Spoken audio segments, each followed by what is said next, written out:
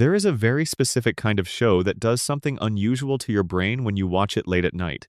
Not a bad unusual, not an unsettling unusual.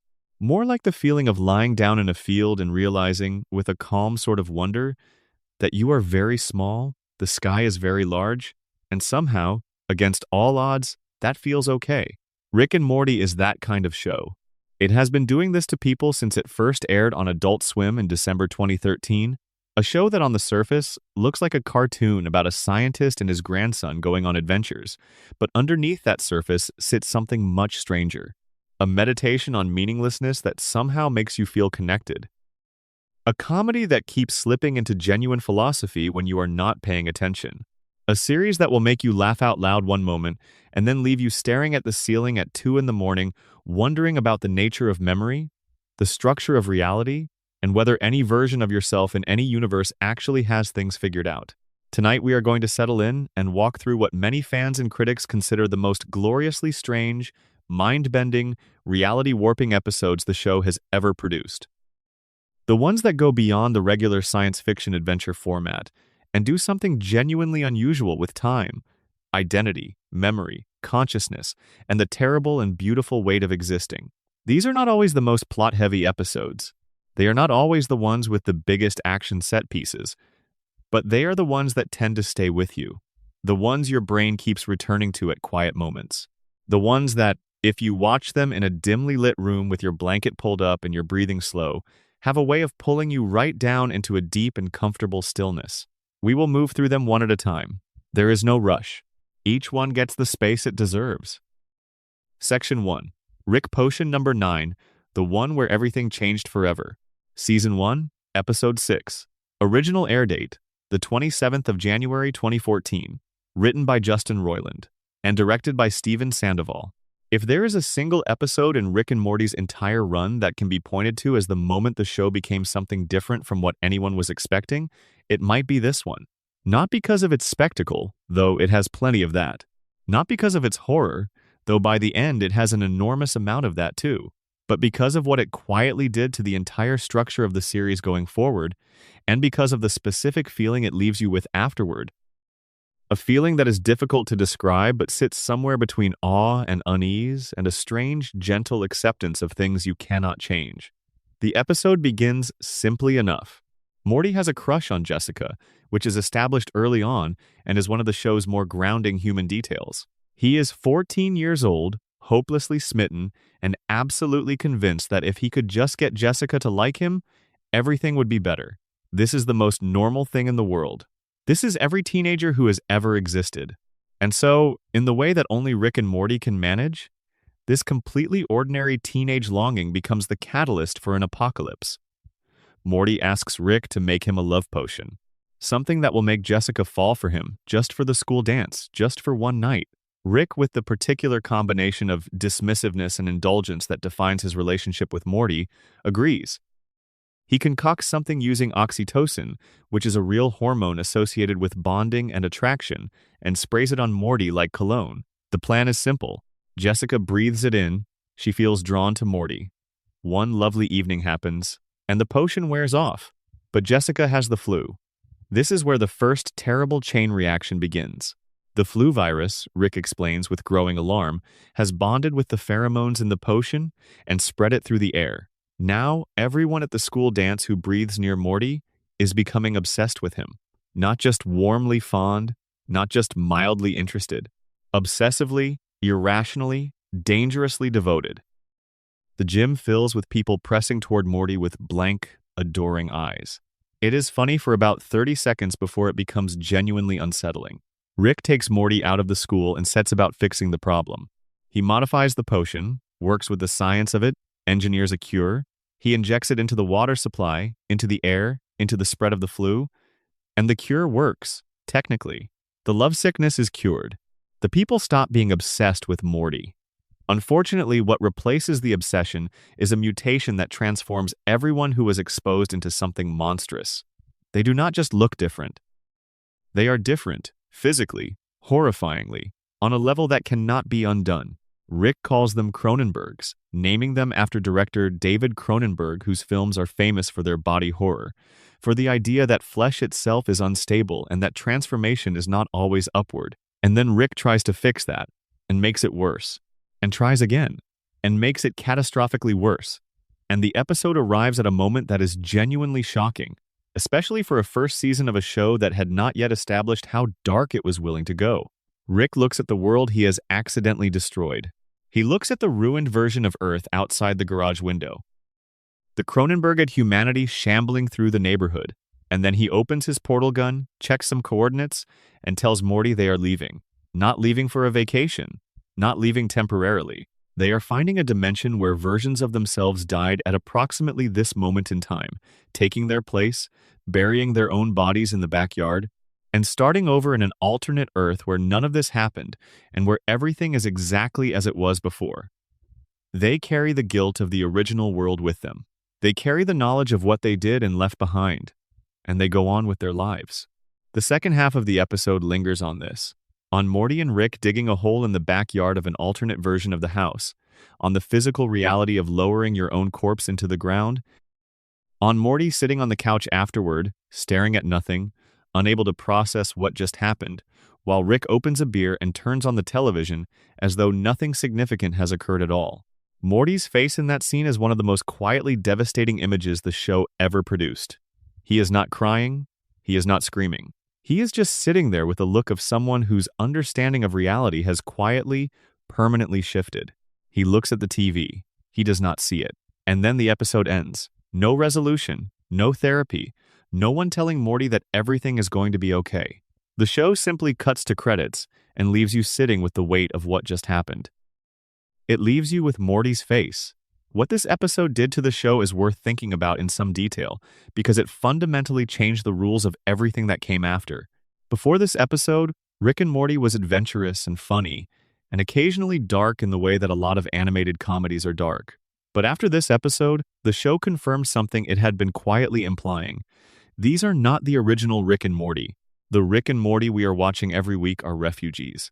They abandoned their original Earth to its horror and slipped into someone else's life. Every single episode from this point forward is happening to two people who have buried themselves in a backyard in a dimension they were not born into. This is not something the show belabors. It does not bring it up every week, but it is always there, underneath every adventure, under every joke, under every moment of warmth between Rick and Morty. They are both carrying something that most people never have to carry, which is the knowledge of a world they left to suffer because they could not fix what they broke. There is something philosophically dense about this concept that rewards slow thinking. Because at its heart, what the episode is exploring is the idea that consequences are real and permanent, and that running from them does not make them go away. It makes you someone who ran. Rick has the technology to literally escape the results of his mistakes. He can portal to a world where the mistake never happened, but he is still the person who made the mistake. He still did it. He carries the shape of it even if he cannot see the wreckage anymore. The Cronenberg world still exists. Right now, in the logic of the show's universe, there is a version of Earth where everyone was transformed into something unrecognizable because a 14-year-old boy wanted a girl to notice him, and his grandfather decided that was an adventure worth having.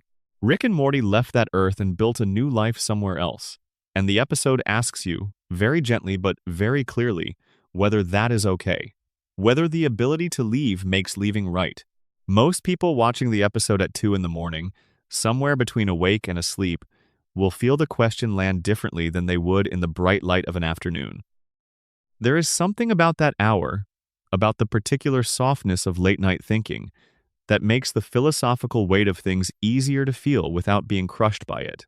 The question of whether we are responsible for the versions of reality we leave behind, whether the dimensions we walk away from continue on without us, whether every choice we make creates a fork that the unchosen version of ourselves has to live with. The animation in this episode deserves mention too, particularly in its final stretches. The Cronenberg designs are genuinely strange and inventive, deeply unsettling in a way that is more sad than frightening once you understand what they represent. These were people. They had lunches they were looking forward to and shows they were watching and friends they loved. The mutation did not erase any of that. It just changed the container. And there is something uniquely Rick and Morty about the fact that the show gives you enough time with the concept to feel that weight before moving on. The score in the final scenes is quiet and strange. Not traditionally sad, not traditionally scary. More like the sound of something enormous and distant. The sound of a universe going on without you. Morty carries this episode through its most important moments. His terror in the gym when the crowd presses toward him. His rising horror as Rick's solutions cascade into worse disasters. His silence on the couch at the end. Justin Roiland voices both characters, which means that every exchange between Rick and Morty is, in a technical sense, one person talking to himself, and there is something about that fact that adds a particular texture to the dynamic. The genius and the boy. The one who escapes and the one who sits with what was left behind. The episode does not try to tell you how to feel. It shows you what happened, it gives you the image of Morty on the couch, and it lets you sit with it. That restraint is one of the things that makes it so effective as a late-night watch. There is no attempt to wrap the experience up neatly. It just happened, and now you are somewhere else, and the original Earth is still out there in the dark. Breathe in. Let that settle. Because everything that follows in this show, in some sense, grows from this moment. The show from here on is about two people living in the aftermath of Rick Potion number 9, even when it is ostensibly about something else entirely. It is about the knowledge that you can make things irreparably wrong, that you cannot always fix what you break, and that the only real option sometimes is to keep moving forward and try to be a little more careful next time. Which, in a way, is also just life. Hey, before we continue, drop a comment and let us know where you are watching from and what time it is right now. There is something really special about knowing that people all over the world are settling in together for this. And if you have not already hit subscribe, it genuinely means a lot. It keeps this going. Section 2. Ricksty Minutes. When television became infinite and nothing mattered, and that was somehow fine. Season 1, Episode 8. Original air date. The 17th of March, 2014. Written by Tom Kaufman and Justin Roiland. Directed by Brian Newton. 2 episodes after Rick Potion number 9, the show does something structurally unlike anything it had done before, and unlike almost anything else on television at the time. It sits the characters down in front of a television and lets them watch other television. Specifically, television from across infinite dimensions. And in doing so, it builds one of the most philosophically rich episodes of the series inside a format that looks, on the surface, like pure comedy filler. The setup is deceptively simple. Rick, bored by the family's regular cable television, destroys their cable box and replaces it with a device that can receive programming from every conceivable reality in the multiverse. Every channel, every station, every broadcast, from every dimension that has ever existed or ever will exist, all available on one remote. He calls it interdimensional cable, and the name is just accurate enough to be funny and just absurd enough to suggest the enormity of what he has built. What follows is a sequence of television programs and commercials from other dimensions, and here is where the episode does something genuinely unusual. Almost all of the interdimensional cable segments were improvised. Justin Roiland recorded hours of himself pitching and performing these alternate reality TV snippets, more or less in real time, with only loose direction about what kinds of things were needed. The animators then worked from those recordings, often given minimal guidance about what to draw. The result has the texture of something genuinely unscripted, because it is. You can hear it in the voice performances, in the slight hesitations before jokes, in the moments where Roiland almost breaks character, in the rhythm of a delivery that sounds less like an actor hitting marks, and more like a person genuinely improvising in the moment. Morty and Rick react to what they are watching with the kind of spontaneous commentary that feels real precisely because neither the character nor the performer knew quite what was coming next. The programs themselves are extraordinary. There is a Garfield parody called Gazorpa Zorpfield, in which the character has extra arms, complains constantly about specific mundane things, and whose voice Roiland performs while audibly trying not to laugh. There is a cereal commercial for something called Strawberry Smiggles, in which the mascot is finally successful in eating his own cereal, only for a group of children to pin him down and eat it directly from his stomach in a spray of cartoon viscera. There is a movie called Two Brothers, also known as Alien Invasion Tomato Monster Mexican Armada brothers, who are just regular brothers running in a van from an asteroid and all sorts of things. The movie, which is exactly as it sounds and features Roiland barely containing himself by the end of the voiceover. There is a show about a man with ants in his eyes who operates an electronics store and cannot stop saying he has ants in his eyes. None of these segments have neat endings. None of them arrive at satisfying conclusions. They arrive at non-conclusions, at moments where the improvisation simply ran out and Roiland moved on, and the animators preserved that raw edge rather than smoothing it over. The result is something that feels genuinely alien, genuinely random in the way that infinite variation actually should feel random, not in the way that scripted randomness tends to feel slightly too neat. But here is the thing that makes 60 Minutes something more than a very funny sketch episode. While Rick and Morty are watching Interdimensional Cable, Jerry, Beth, and Summer are doing something else entirely. Rick has a pair of interdimensional goggles that will let them see through the eyes of alternate versions of themselves.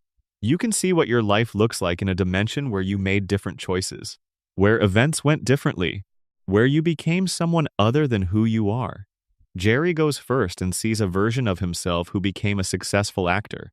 Not just comfortably successful, famous, celebrated, living in a world where people photograph him at events and he snorts cocaine with Johnny Depp, which is one of the most specific possible images of success and one of the most exactly right jokes the show has ever made. Beth sees a version of herself who became a real surgeon, not a horse surgeon, a people surgeon, someone who operates on human beings and wins Nobel Prizes and stands in bright rooms full of people who respect her work. And Summer puts on the goggles and finds out she does not exist. In most alternate dimensions, Beth and Jerry had their pregnancy terminated. In most alternate realities, Summer was never born. And in the small number of realities where Summer does exist, her life is largely unchanged from the one she already has, which is perhaps the more quietly devastating detail. She does not exist in most universes, and in the ones where she does, she is just exactly who she already is.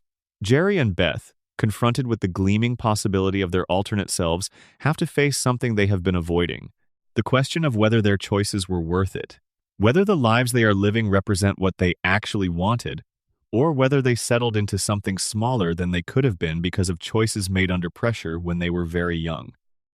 Summer overhears what they have said.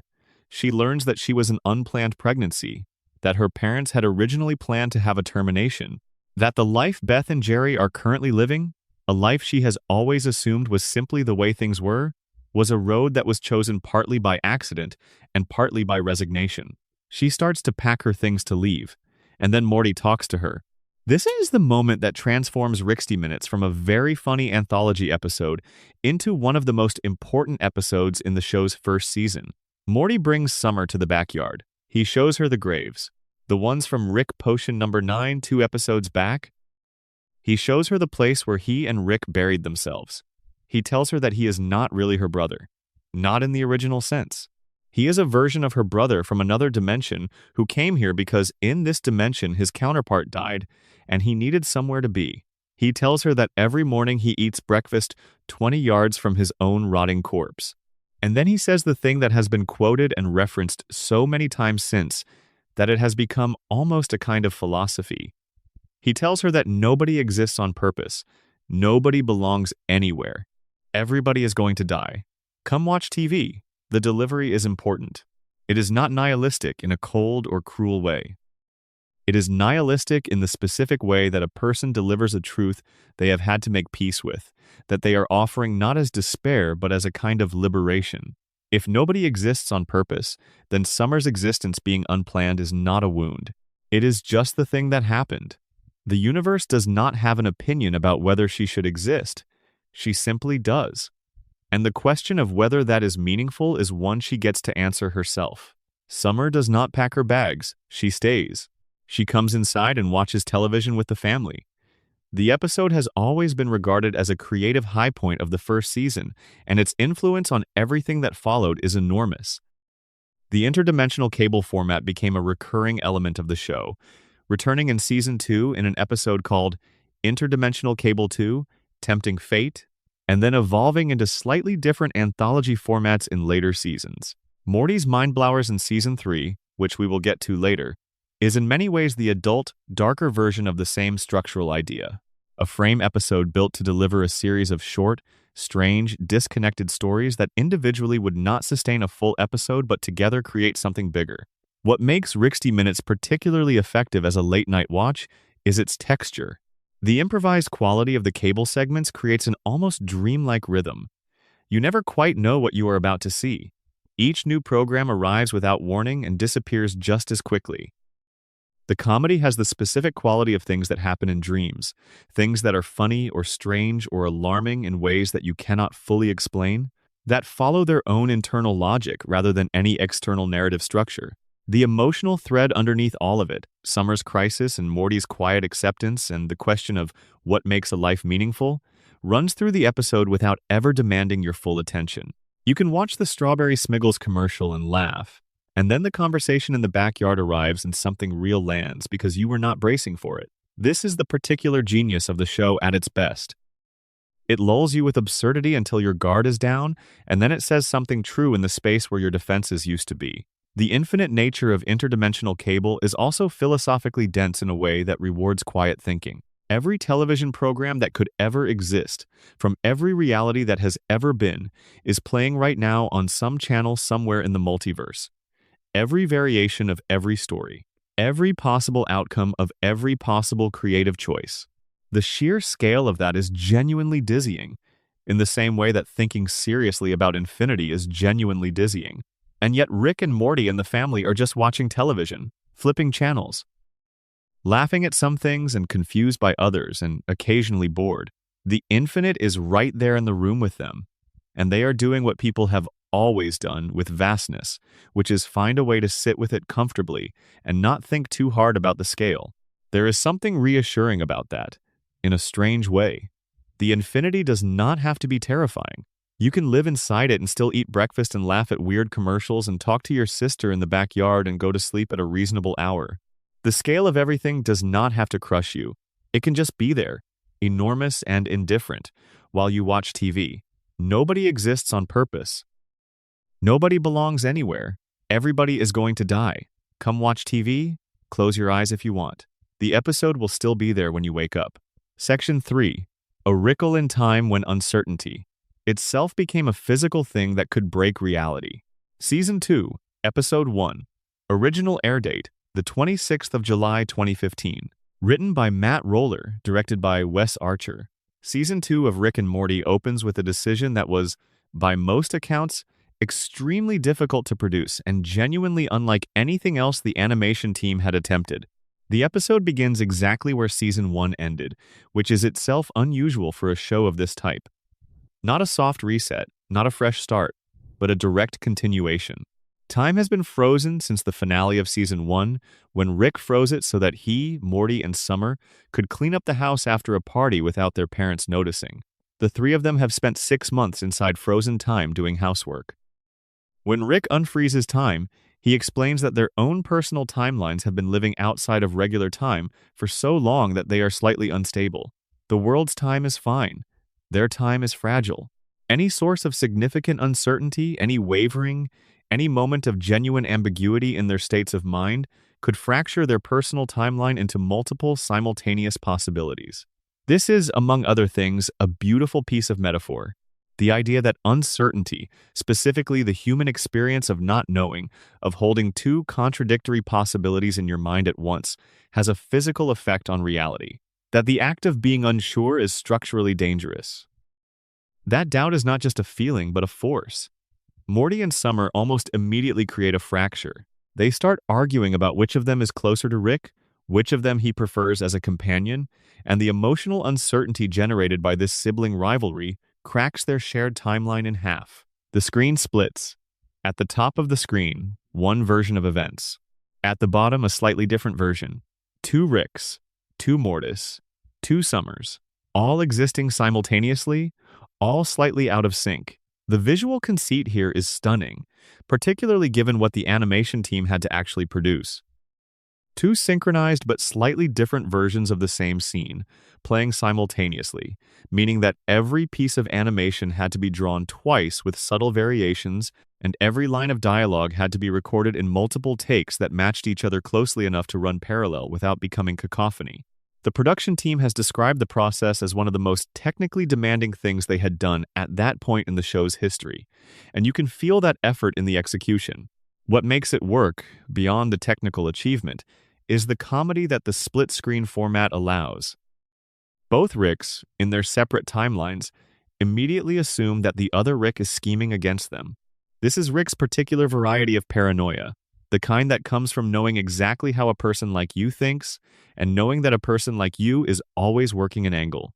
Both Ricks are certain that their parallel counterpart is planning something. Both Ricks are trying to outmaneuver a version of themselves. The humor of watching two identical geniuses play out an elaborate mutual suspicion, while both being entirely correct about each other's basic character, is very funny and very specifically Rick and Morty. Morty and Summer's continued uncertainty makes things worse. The more they worry, the more they doubt, the more the timeline fractures. Two realities become four. Four become eight. The screen fills with panels of slightly different versions of the same moment, the voices overlapping, the action diverging and converging and diverging again. At its most extreme, the episode runs 64 simultaneous timelines on screen at once, which is a production achievement that should not technically have been possible given the show's animation pipeline at the time, and which producer Ryan Ridley later described as having put the entire season behind schedule. But the episode is not just a showcase of its own production difficulty. It uses the fragmented timeline structure to get at something true about Rick's character, specifically about the way that Rick's particular variety of intelligence intersects with his capacity for self-destruction. There is a moment in the episode where Rick is facing what appears to be certain death, a moment where the math of the situation has run out and there is no clever solution left. And Rick, who has spent the entire series being openly atheist, begins to pray. Quietly, genuinely, in a voice that sounds nothing like his usual register. He prays to God, he makes a deal, he asks for help. And then he gets out of the situation through a separate piece of luck, and he immediately reverts to his usual atheism as though the prayer never happened. This is a small moment. The episode does not dwell on it.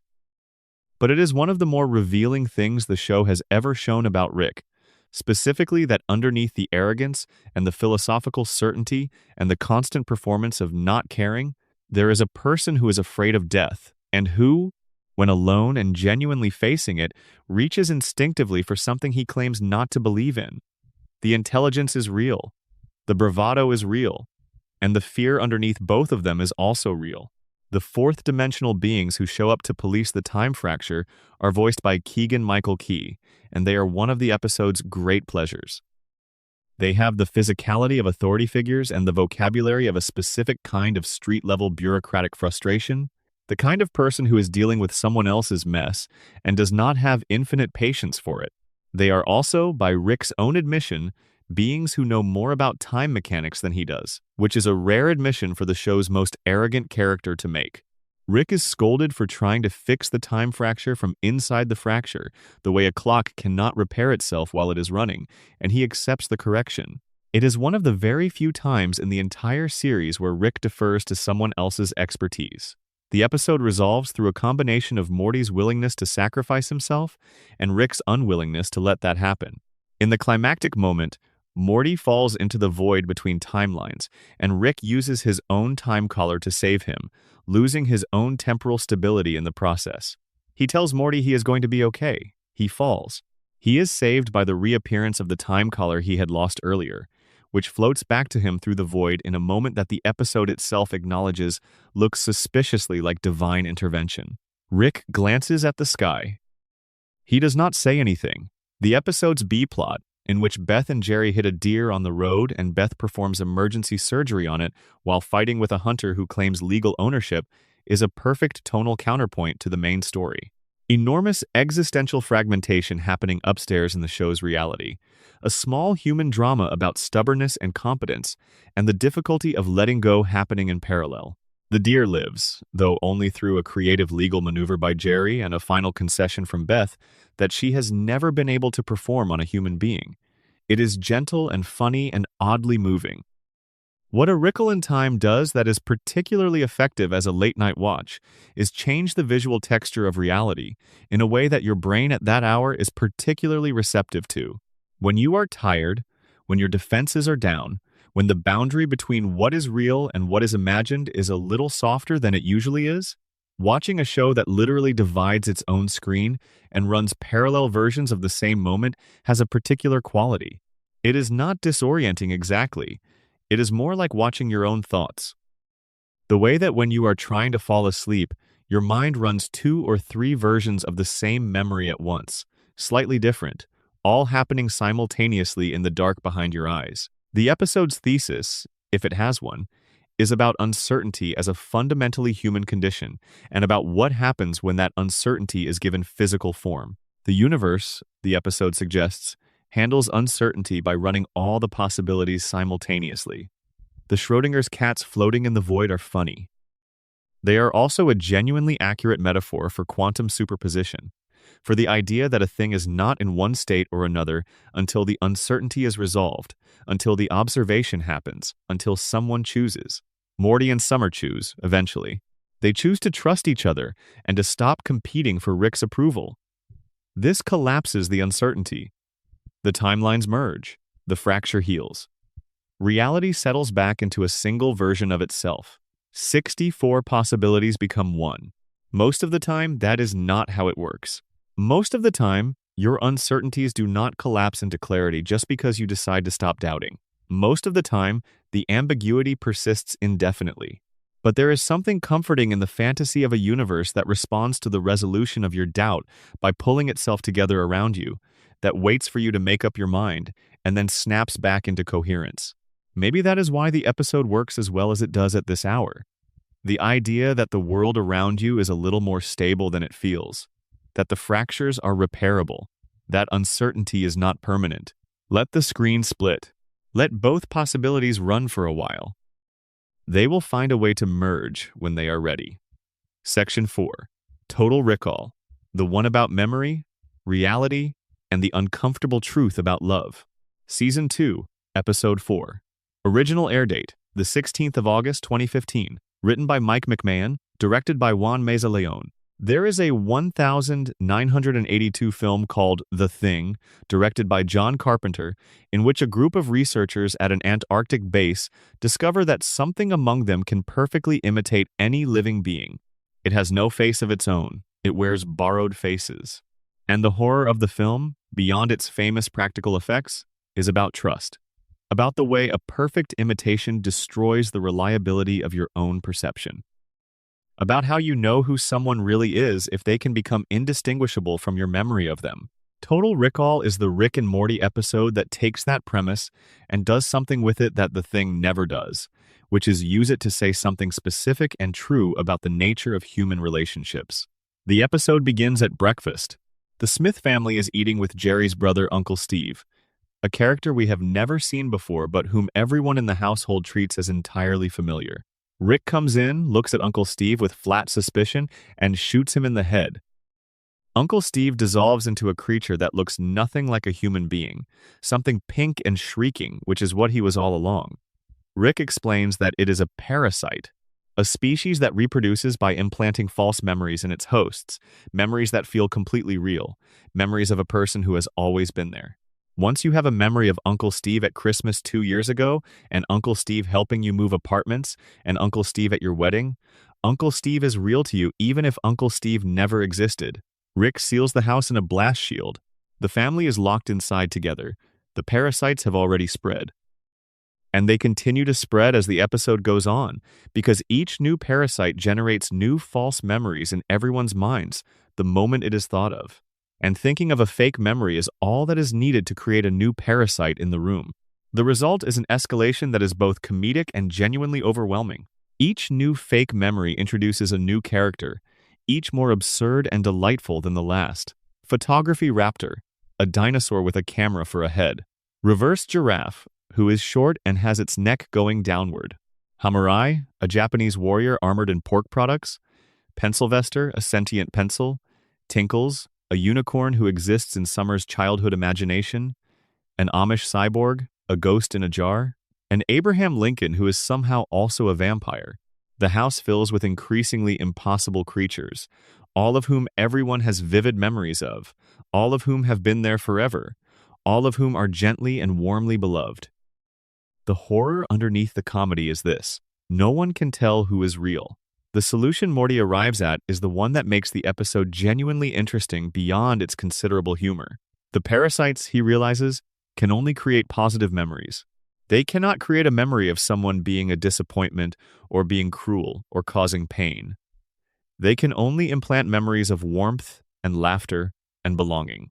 So the family realizes that the only way to identify a real person is to search for a bad memory of them, a genuine moment of friction or hurt or failure.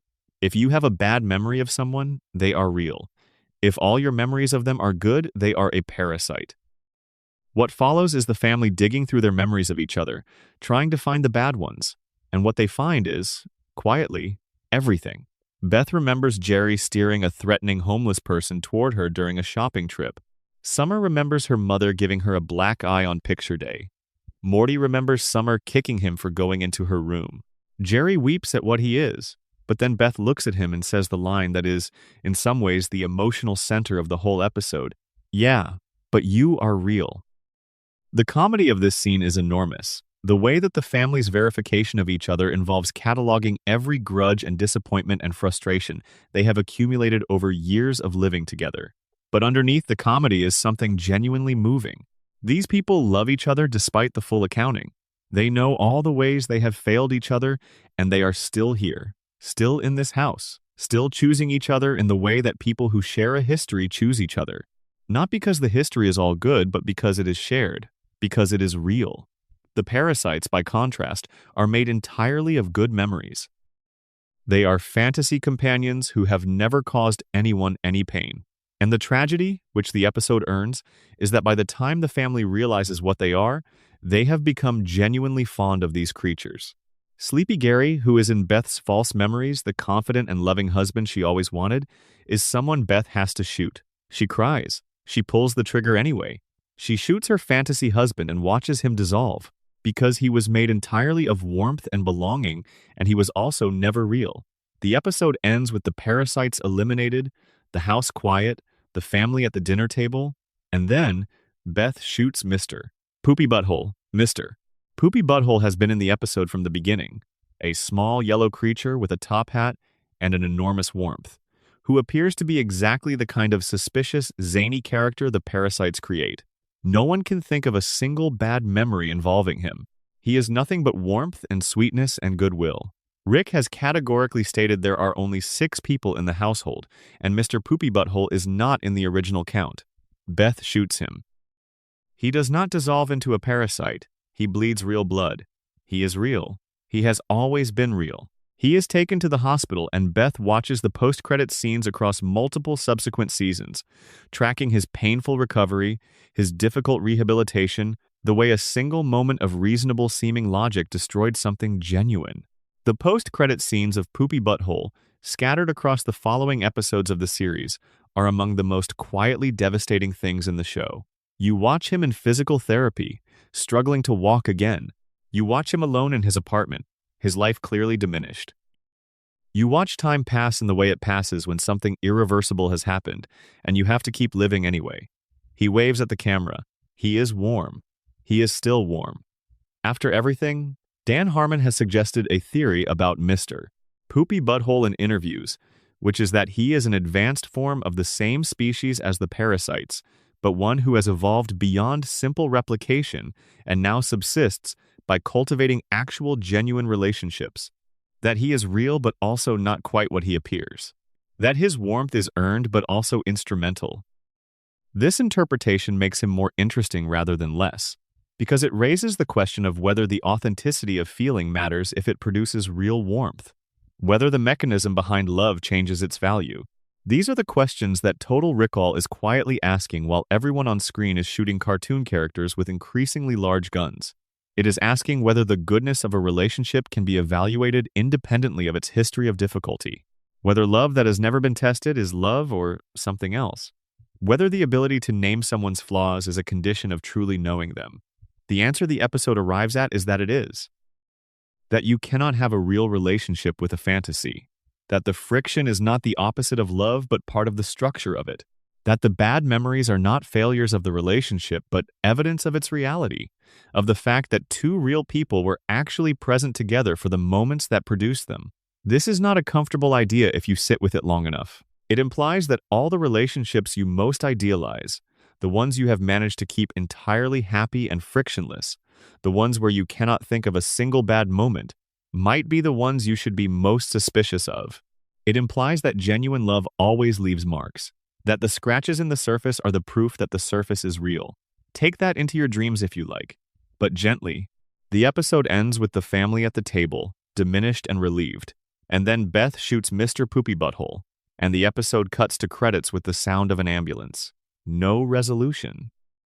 Just the consequence sitting there in the room like the parasites used to sit there, taking up space that cannot be filled in any other way. Section 5. Pickle Rick, the one wrapped in action movie, sequences that was actually about why clever people do stupid things. Season 3, Episode 3.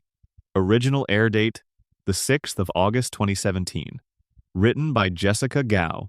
Directed by Anthony Chun. Before anything else is said about this episode, it is worth acknowledging that Pickle Rick became a cultural phenomenon in a way that very few individual episodes of any animated show have. The image of Rick Sanchez as a pickle went everywhere. It was on shirts and hats and phone cases and decorations. It became a reference point shorthand for a kind of humor that was aggressively silly on the surface and actually serious underneath. People quoted the words, "I am Pickle Rick," without necessarily understanding the full context, and the phrase achieved a strange kind of immortality as a result. The actual episode is, underneath its gleefully absurd premise, one of the most psychologically precise things the show ever did. And watching it quietly, in the dark, with some time to actually think about what is happening rather than just react to it, reveals dimensions that the meme culture version tends to obscure. The premise is this. On the day the family is scheduled to attend a therapy session at the insistence of the kid's school, Rick transforms himself into a pickle. He claims he did it because he could, because science is its own reward, because the experiment interested him. There is a syringe rigged above his workbench that would inject him with a serum reversing the transformation, set on a timer to go off automatically. He just has to wait for it. Morty immediately understands what is actually happening. Beth takes the syringe. The family leaves for therapy. Rick is left alone in the garage as a pickle. Then it rains and the water flushes him into the sewer.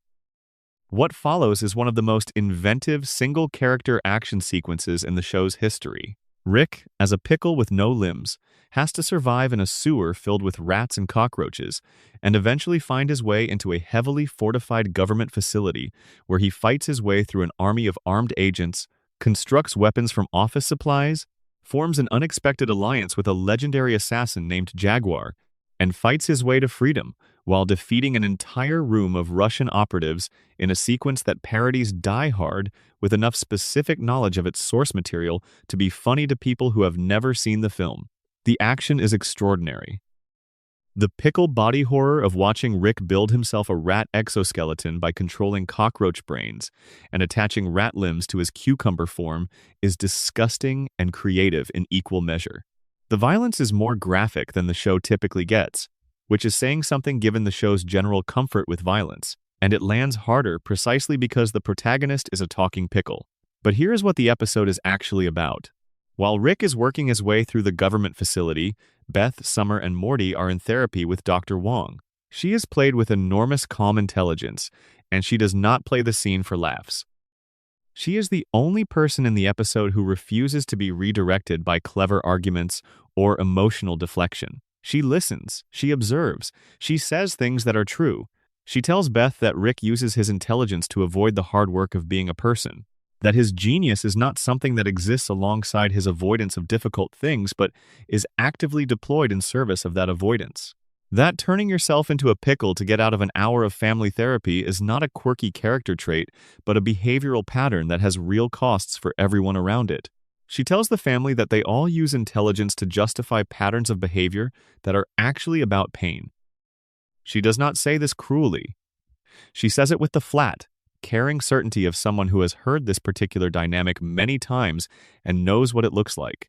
When Rick eventually arrives at the therapy office to get the serum from Beth, Dr. Wong addresses him too. She tells him she is not going to tell him to come back. She is not going to lecture him about his choices.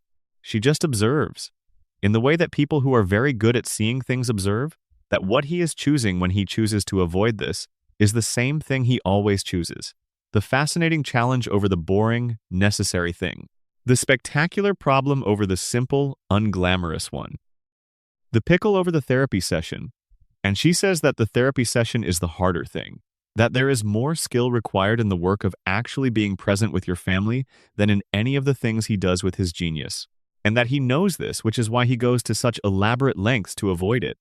Rick asks her how much she charges. He says he does not respect therapy. She says she knows, and that he can come back if he ever wants to, and he does not have to, and either way she hopes things go better for his family. It is one of the most quietly devastating scenes in the show's history. Because everything Dr. Wong says is true, and the show knows it is true, and Rick knows it is true, and the action sequence that bookends the scene is not a counter-argument to her words but an illustration of them. Of course, Rick can fight his way through a government facility as a pickle. That is the easy part, the spectacular part, the part he is genuinely brilliant at.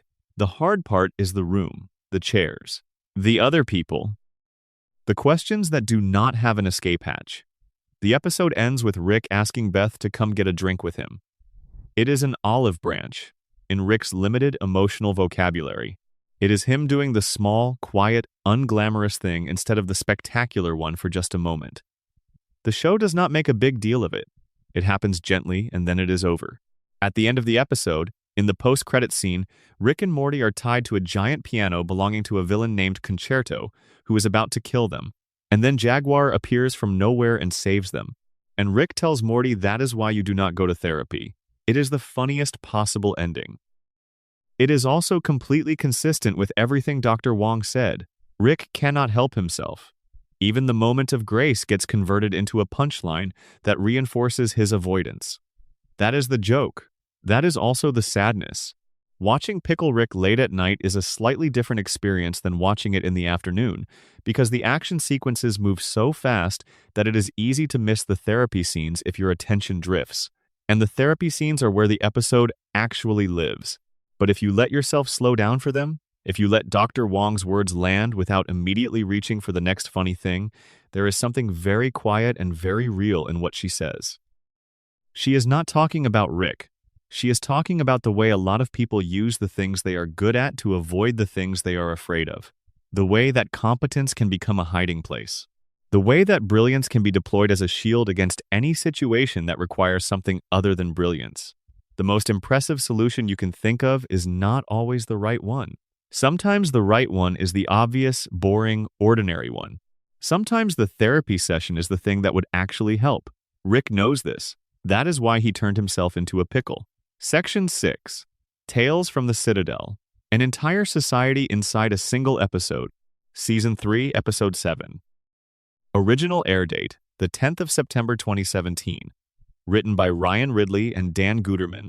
Directed by Dominic Polsino. The episode is officially distributed under the name The Ricklantis Mix-Up, which was the title used in advance of its premiere specifically to hide what the episode actually contained. The show's producers knew that if anyone found out what was inside this particular episode before it aired, it would be spoiled completely, and they wanted as many people as possible to experience it without foreknowledge. So, they called it the Ricklantis Mix-Up, which sounds like an episode about Rick and Morty going to the lost city of Atlantis, and then they broadcast something that has nothing to do with Atlantis whatsoever. The actual episode is titled, When It Begins, Tales from the Citadel. What it does in 22 minutes is something that most television shows cannot do in a full season. It builds an entire world. It presents that world as a society with genuine complexity, with inequality and corruption and exploitation and hope and small moments of beauty and large moments of horror. And it does this while telling 4 simultaneous stories that are all happening in the same location, all connected by theme and by the finale they are building toward, all voiced entirely by Justin Roiland, who plays every single character, Rick or Morty, across every storyline. The setting is the Citadel of Ricks, which had been destroyed in the season's first episode when Rick teleported it into a collision with the Galactic Federation's prison ship. The Citadel has rebuilt itself, because of course it has. An entire society of Ricks and Mortys scattered across infinite realities does not simply stop existing because their central hub was demolished. They pool their resources, reconstruct what was lost, and now the Citadel is back and recovering, and in the middle of its first democratic election, because the Council of Ricks that previously governed is gone, and someone has to run things. The 4 storylines that run through the episode are each doing something slightly different. The first follows candidate Morty, an underdog running for president of the Citadel on a platform of equality and reform. Everyone dismisses him. A Morty running for president of a society built by and for Ricks is considered not just unlikely but laughable. His own campaign manager does not believe he can win, but he gives a speech about the division in the Citadel, about the way the system treats Mortys as second-class citizens, about the lie that Ricks and Mortys are fundamentally different and therefore deserve fundamentally different treatment, and something in that speech lands.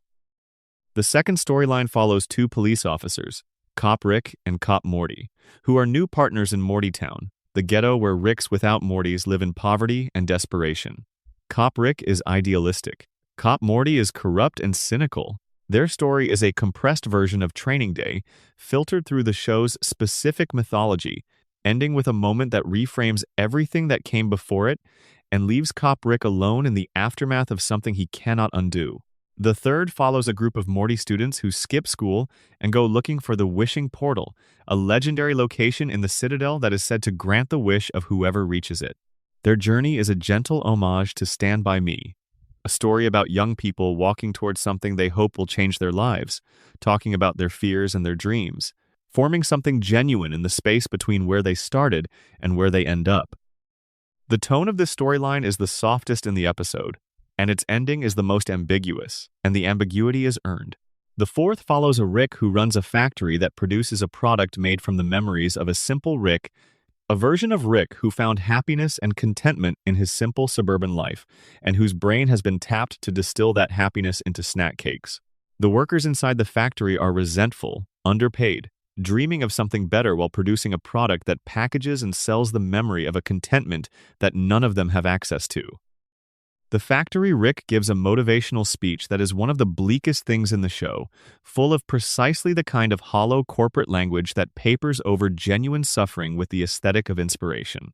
All 4 of these stories are happening simultaneously.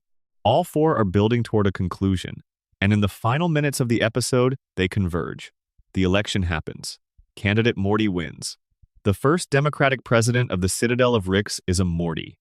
And in the new president's first act, he calls the Shadow Council of Ricks, the plutocratic secret power structure that has been running things behind the democratic facade, into his office. He makes a short speech. He has a drink. He snaps his fingers and they are killed. Then the screen pulls back outside the Citadel, and we see the bodies floating in space. All the people who died in the episode ejected from the airlocks, drifting. The music starts, and anyone who has been paying attention will recognize it. It is the same music that played at the end of the show's first Evil Morty reveal in Season 1. It is a piece called For the Damage Coda by Blonde Redhead. It is the Evil Morty theme. And among the floating bodies, we see documents, photographs. Photographs of the new president with wires attached to his face, the same wires that controlled the evil Rick puppet. The same configuration that was used when Evil Morty was operating his Rick cyborg back in Season 1. President Morty is Evil Morty. He has been here the whole time, running his campaign, winning the election, and now he is in charge of the entire Citadel. The show barely had time to establish Evil Morty in Season 1 before this. He appeared at the end of a single episode, revealed as the true architect behind a scheme that nobody suspected could have been orchestrated by a Morty, and then disappeared. The Citadel episodes kept him at the edge of vision, hinted at, not quite visible. And now he is president, and the music plays, and the bodies float. And the shot holds on Rick and Morty C-137 returning from their unshown Atlantis adventure, entirely unaware of what just happened. with Rick confidently telling Morty that the Citadel will never have any bearing on their lives ever again. The episode's final joke, that Rick is wrong about this in the most spectacular possible way, is the kind of joke that takes seasons to fully land. Tales from the Citadel is the episode that demonstrated most clearly what Rick and Morty was capable of at its most ambitious. It builds an entire civilization in 22 minutes. It critiques that civilization with specificity and intelligence. It tells 4 stories simultaneously without losing any of them. And it uses the show's specific mythology to deliver a reveal that recontextualizes everything that came before it, that plants seeds for stories that will not fully bloom for 2 more seasons. Watching it at night when the world is quiet, the episode has a particular weight. The Citadel as a place is not a happy place. It is a place where structural inequality is so deeply embedded that most of the people living inside it cannot see it, because the structure serves enough of them well enough that they have a stake in its continuation. The Ricks who work the factories and patrol the streets in Mortytown are not living well, but they are still Ricks. And being a Rick means something in the Citadel, even if you are at the bottom of the Rick hierarchy. There is always someone lower. There is always Mortytown.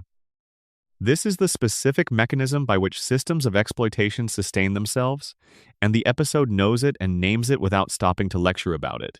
It just shows you the factory worker Rick giving his motivational speech while the simple Rick's brain drips into snack cakes. It just shows you Cop Morty making the choice he makes. It just shows you the bodies floating in space. The wishing portal storyline ends with a Morty making a wish. We do not hear what he wishes for.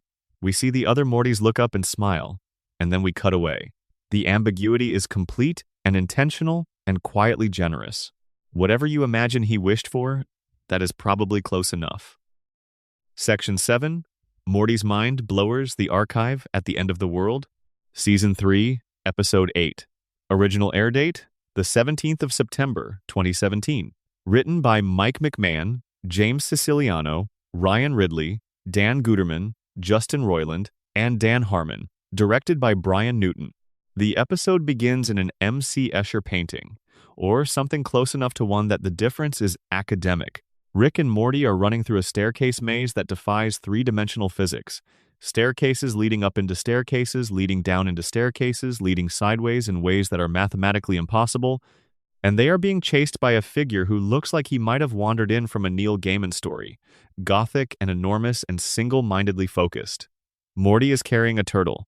The turtle is the truth tortoise, and Rick has specifically warned Morty not to look into its eyes under any circumstances. The truth tortoise, as its name suggests, will show you the truth. Not a truth. Not a few relevant facts. Everything. All of it. The complete truth of everything that is, was, and will be. Morty looks into its eyes. The scene cuts. We are back at the Smith house. Morty cannot sleep. He has the look of someone who has been living with an enormous and irresolvable weight for several days. He has looked into the truth tortoise, and now he knows everything, and knowing everything is destroying him, and he needs Rick to take it away. Rick agrees, and takes him to a room under the garage that Morty has never seen before. It is a vault, lit in the specific cool blue of scientific storage, and it is filled floor to ceiling with small glass vials in racks, each vial containing a swirling, glowing memory. Hundreds of them. Possibly thousands. These, Rick tells Morty, are his. They are Morty's mind blowers. Every memory that Morty has begged Rick to remove from his life. Every experience too traumatic or too overwhelming or too complicated to carry. Extracted from Morty's mind by Rick's technology and stored here in this vault. Preserved. The memories are color-coded. Blue vials for Morty's mistakes. Red vials for Rick's. Purple for mistakes involving the family. Rick denies they are color-coded. They very clearly are. What follows is an anthology of unseen adventures, each one contained in a single memory vial, each one a short story that could not have sustained a full episode but which becomes something in compression. A man on the moon who kills himself because of something Morty inadvertently did.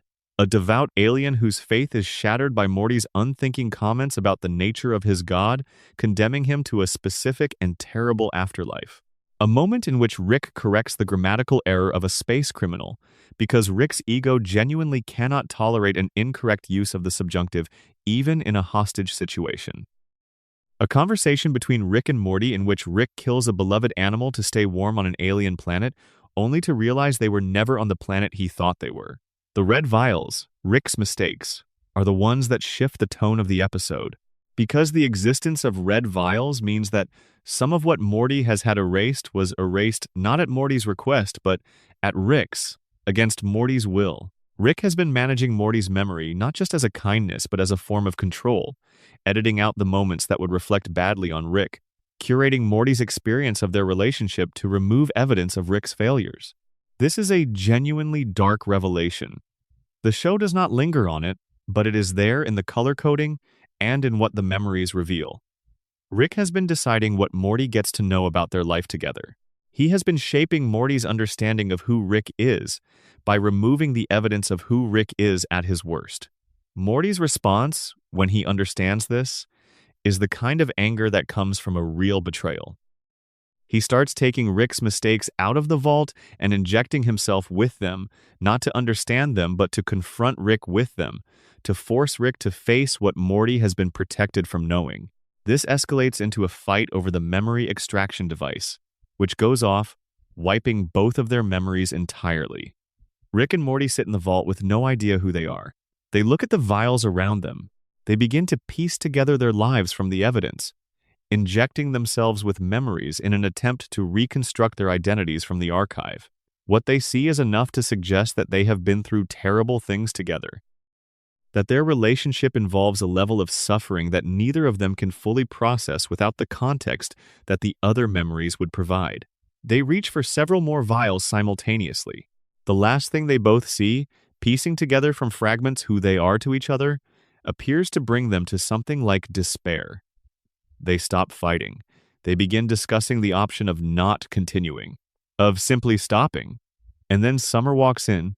She is carrying a laminated card, which Rick apparently prepared for exactly this eventuality, and which she apparently has used before, which means this has all happened before. She sedates them both with tranquilizer, inserts specific memory vials to restore their baseline identities, and drags them to the couch. When they wake up, they think they slept through an interdimensional cable episode. They do not know what happened. They do not know about the vault. They start arguing about nothing in particular and head off on another adventure. Summer sits for a moment in the empty garage and looks at the door to the vault and says that this is why they are constantly behind schedule. The episode's emotional weight lies almost entirely in what it implies rather than what it shows. The mind blowers exist because there are things Morty has been through that genuinely cannot be integrated. Not painful things in the ordinary sense, not the kind of difficulty that becomes wisdom with time, but things so specifically wrong that the only response is to extract them and seal them in a vial and hope that works. Rick and Morty producer Mike McMahon has said in interviews that the episode is about Rick's understanding that some things are too big to grow from, that some experiences do not make you stronger or wiser. They just destroy. And Rick, in his particular way, has decided that managing Morty's exposure to those experiences is a form of protection rather than a violation. Whether you believe him is left to you. The episode raises the question that it cannot answer, which is whether being protected from difficult truths is better or worse than living with them. Whether Morty's eternal youthfulness, the way he never quite grows up or hardens the way the later seasons suggest he might be starting to, is a result of the mind blowers, of being kept in a state of managed innocence by someone who tells himself it is an act of love. Eternal Sunshine of the Spotless Mind asks the same question. If you could erase the memory of something painful, would you? And if you did, would you be the same person afterward? Would the absence of that memory be a mercy or a kind of death? The episode's answer is not clean. It is messy and uncomfortable, and it ends with Summer being the only competent person in the building, which is a detail worth sitting with, and with Rick and Morty back on the couch, intact, with no idea of what they just survived. The vault exists. The truth tortoise is out there. And some truths are apparently too large to carry without somewhere to put them down. Section 8. The Vat of Acid episode, the one about do-overs, and the weight of every moment you skipped. Season 4, Episode 8. Original air date, the 3rd of May, 2020. Written by Jeff Loveness, directed by Douglas Langdale. Season 4 arrived after a 2-year gap between seasons, and its 8th episode did something the show had been circling for a while, which was take the concept of consequence and the concept of avoidance and put them in direct confrontation with each other in a way that had real structural teeth. Morty wants a do-over button.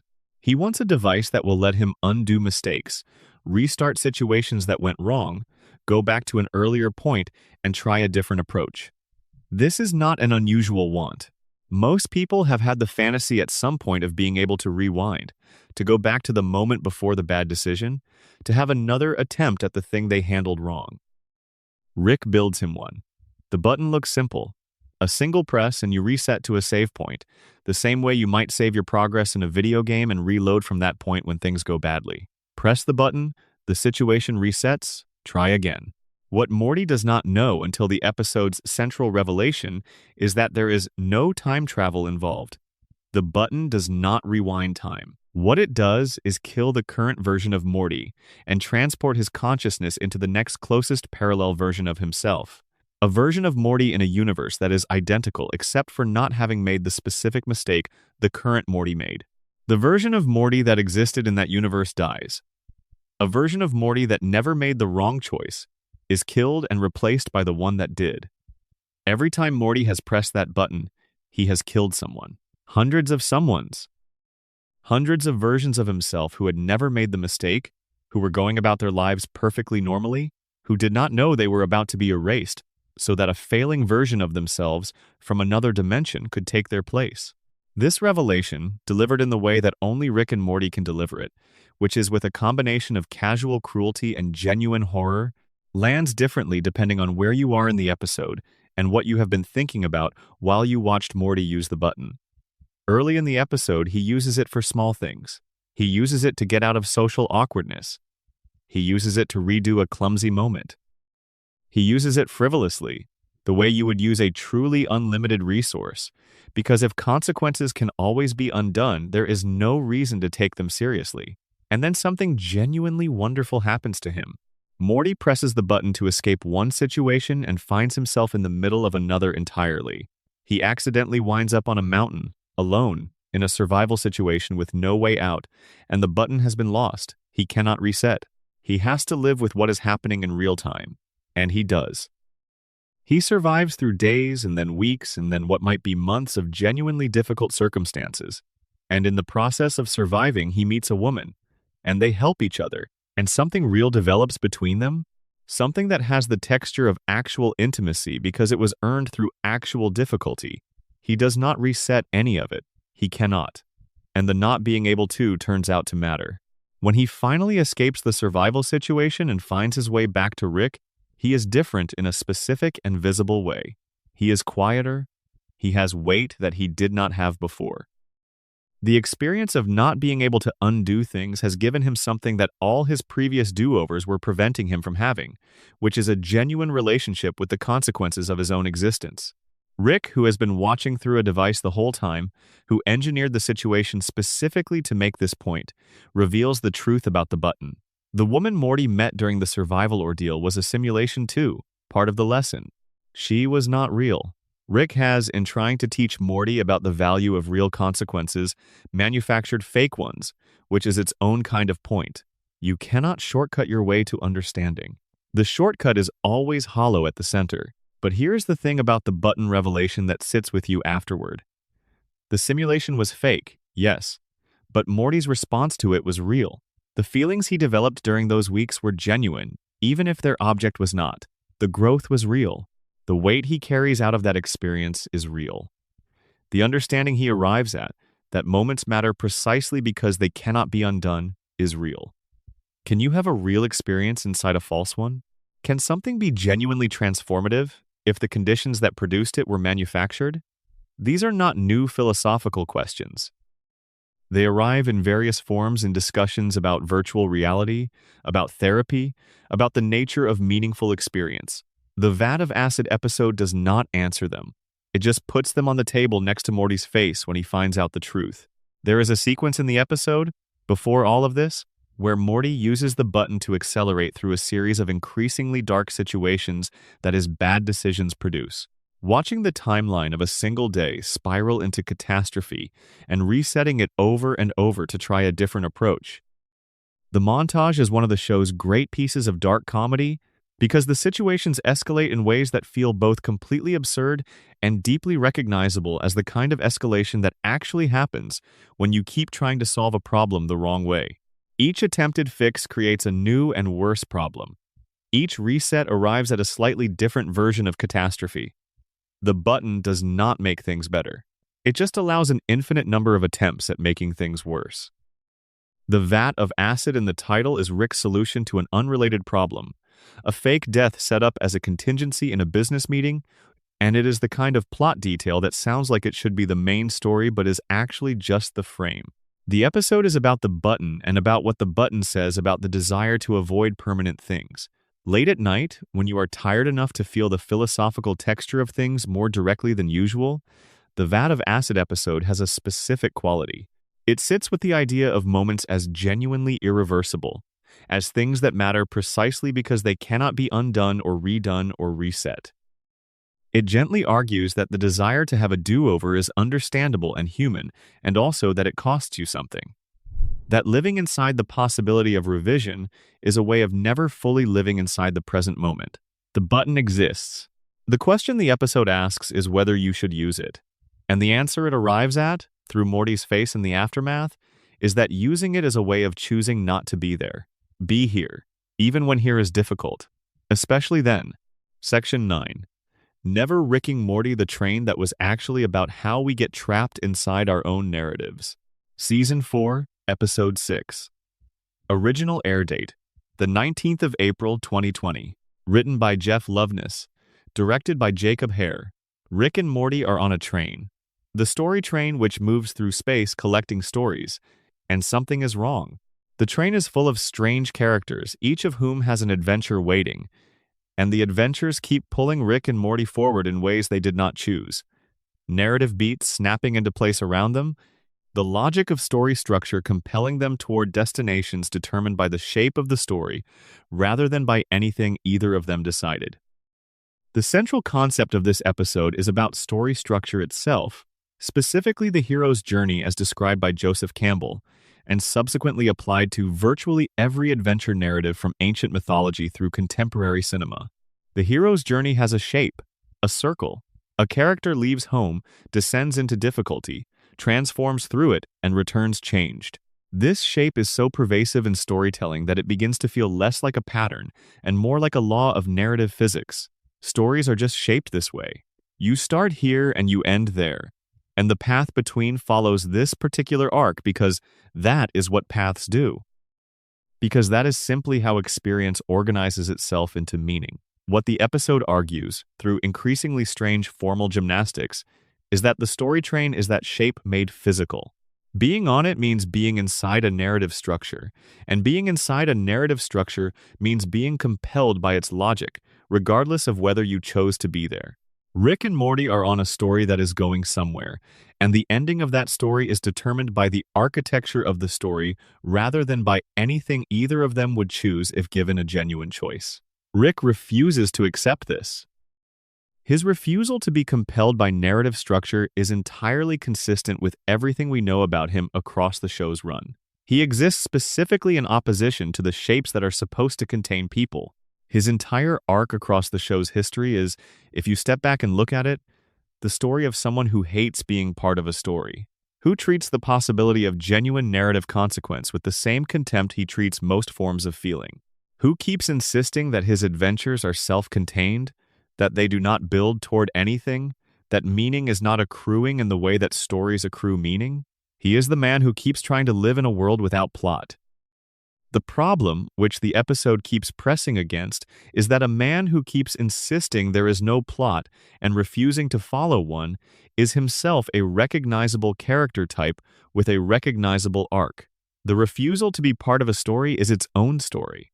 The episode knows this and says so directly when it has the chance. The story train is presided over by a conductor who is essentially the physical embodiment of narrative logic, a villain in the context of the episode precisely because he insists that the story go where stories go. He represents the pull of conventional structure, the gravitational force that shapes experiences into familiar shapes, whether the people inside them want to be shaped that way or not. And Rick, being Rick, decides to fight that pull not by having a compelling counterargument but by simply refusing to cooperate, which is its own kind of argument. Less articulate, more stubborn, probably more honest. The episode resolves this through a series of increasingly meta moves, each one unpacking a layer of the story structure that turned out to be containing the layer below it. Stories within stories within stories, each one examined and rejected and replaced, until the show arrives at a place where the only honest thing left is to acknowledge that you are watching a television program, and the episode you are watching is aware that it is an episode you are watching. The show steps outside its own frame, and looks at the frame, and points at it. This kind of formal self-awareness has a history in television and literature, but the show does something with it that is specific to its own sensibility. It is not playing the meta-reference for cleverness alone, not simply showing off that it knows the conventions it is using. It is using the self-awareness to make a point about the desire for freedom from narrative and about whether that freedom is actually achievable for any conscious being who is trying to make sense of their experience. Rick wants to not be in a story. He wants his life to have the quality of pure experience without structure, adventure without arc, meaning without the shape that meaning usually comes in.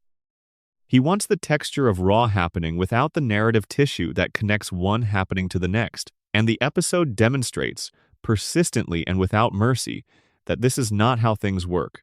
That you are always in a story. That the refusal to be in a story is itself a story, specifically the story of someone who refuses to be in stories, which is a character type, which has a shape, which follows a recognizable arc to a recognizable destination. The harder Rick fights the structure, the more perfectly he is inside it. The Bechdel test sequence, in which Morty is instructed by the train's narrative logic to generate a story featuring women talking to each other about something other than men, and he produces something involving his mother and sister fighting alien scorpions using rays from their menstrual cycles, while their dialogue is written in the stiltedly formal way of someone who does not know how women actually talk to each other, is one of the most cheerfully strange sequences in the show's run. It has the quality of something that happened in an animated writing room at 2 in the morning when the energy was high and the judgment was completely gone, which, in the context of this show, is not a criticism but an exact description of what they were going for and what they achieved. The appearance of the late Supreme Court Justice Ruth Bader Ginsburg in the story's climax is genuinely inexplicable and therefore perfect. There is no explanation offered. The episode trusts that you will accept it, which you do, because by the time she arrives, the episode has established a register in which her presence makes exactly as much sense as anything else. She functions as a kind of culmination, an impossible thing that the narrative structure produces when it has been pushed far enough past its own edges that anything becomes available. She appears and she does what she needs to do and she is gone, and you accept this the way you accept things in dreams, without asking questions. What the episode is really doing, underneath all the formal play, is asking about the relationship between the stories we tell ourselves and the experiences we are actually having. The stories we tell about our own lives, about who we are and what things mean and where we are going, are not the same as what is actually happening. They are interpretations. They are the narrative tissue connecting events in ways that produce meaning rather than just succession. And making experience make sense through narrative is not nothing. It is one of the primary ways that consciousness processes the stream of existence into something livable. The map is not the territory. But the map is also the only way most of us have of navigating.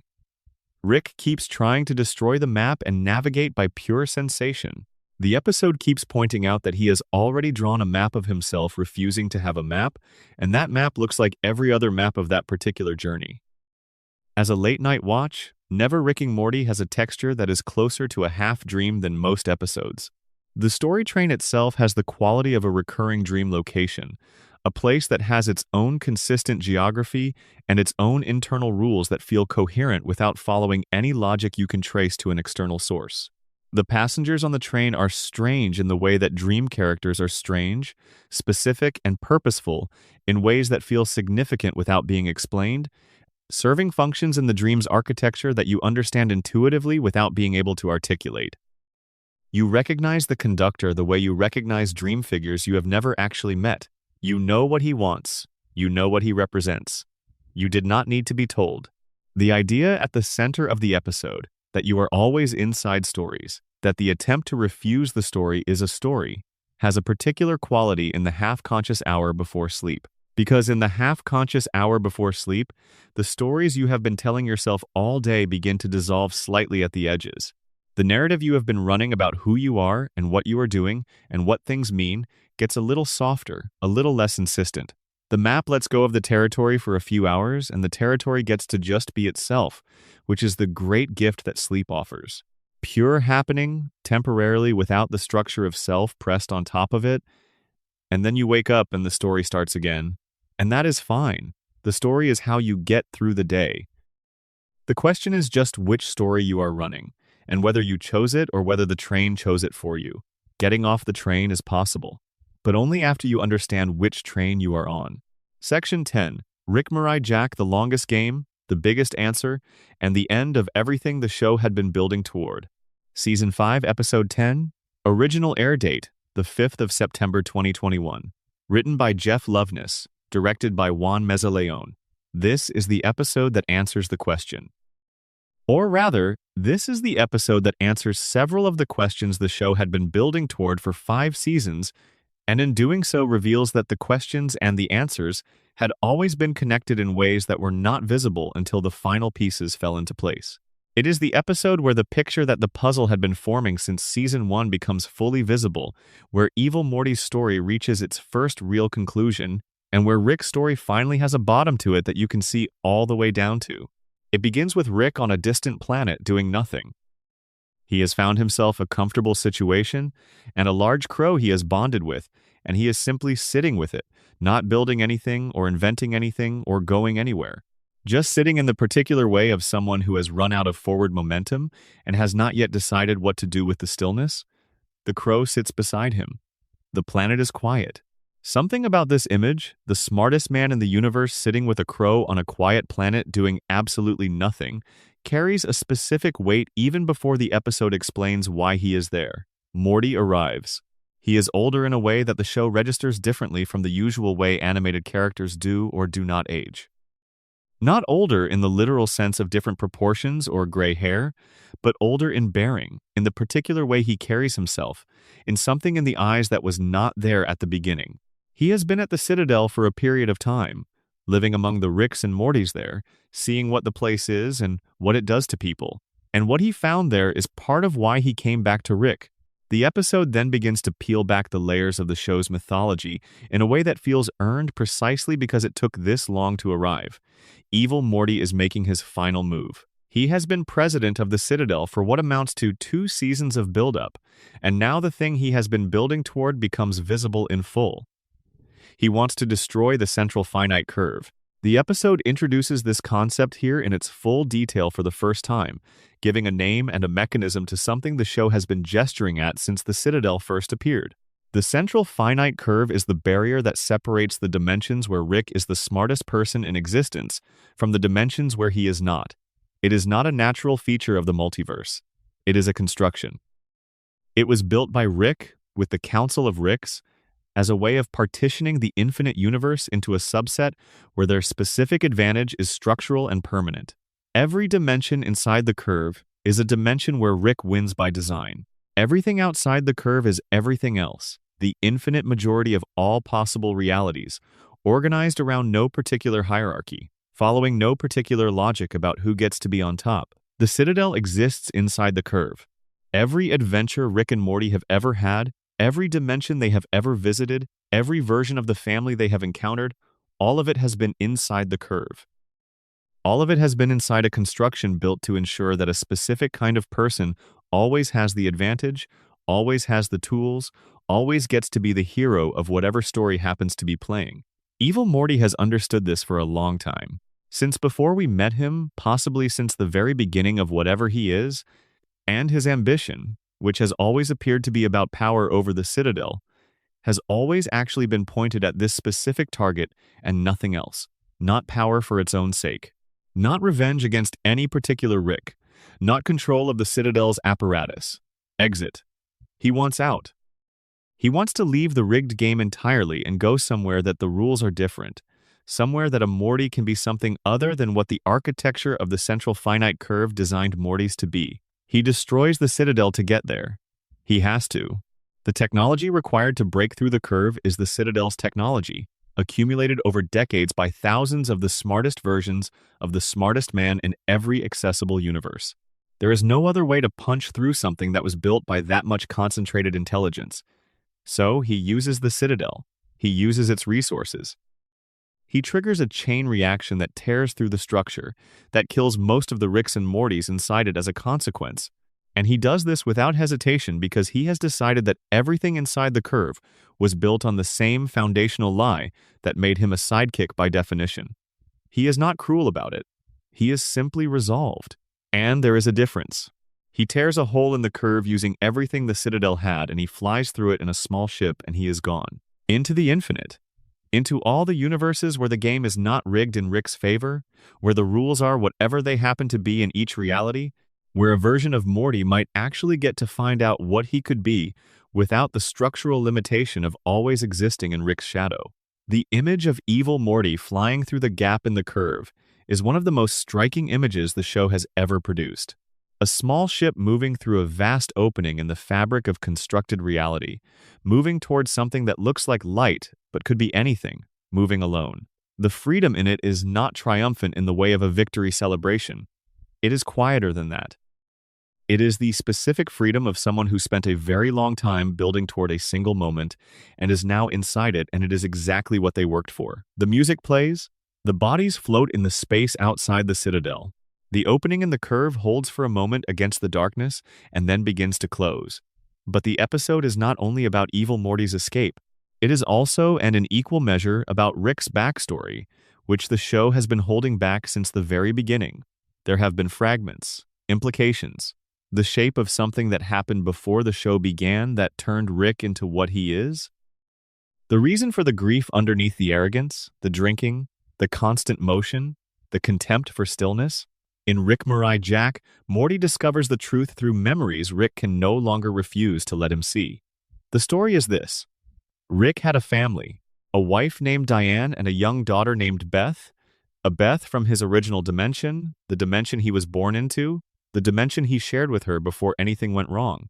Another Rick, from another dimension, the one the show designates as Rick Prime, came to him with portal technology, the technology that makes the entire show possible. The portal gun, the ability to move between realities. He offered it to our Rick. He told him what it would allow, what the universe of possibilities looked like once you could navigate between them. Our Rick refused. He had Diane, he had his daughter, he had a life that was full in the specific way that a life is full when you have chosen it and you are present inside it. He did not want to leave that for the infinite. He chose staying. Rick Prime, in response to this refusal, sent a device through a portal and destroyed them. He killed Diane. He killed young Beth. He left our Rick standing in a garage or a driveway or wherever the memory of this always places him with nothing.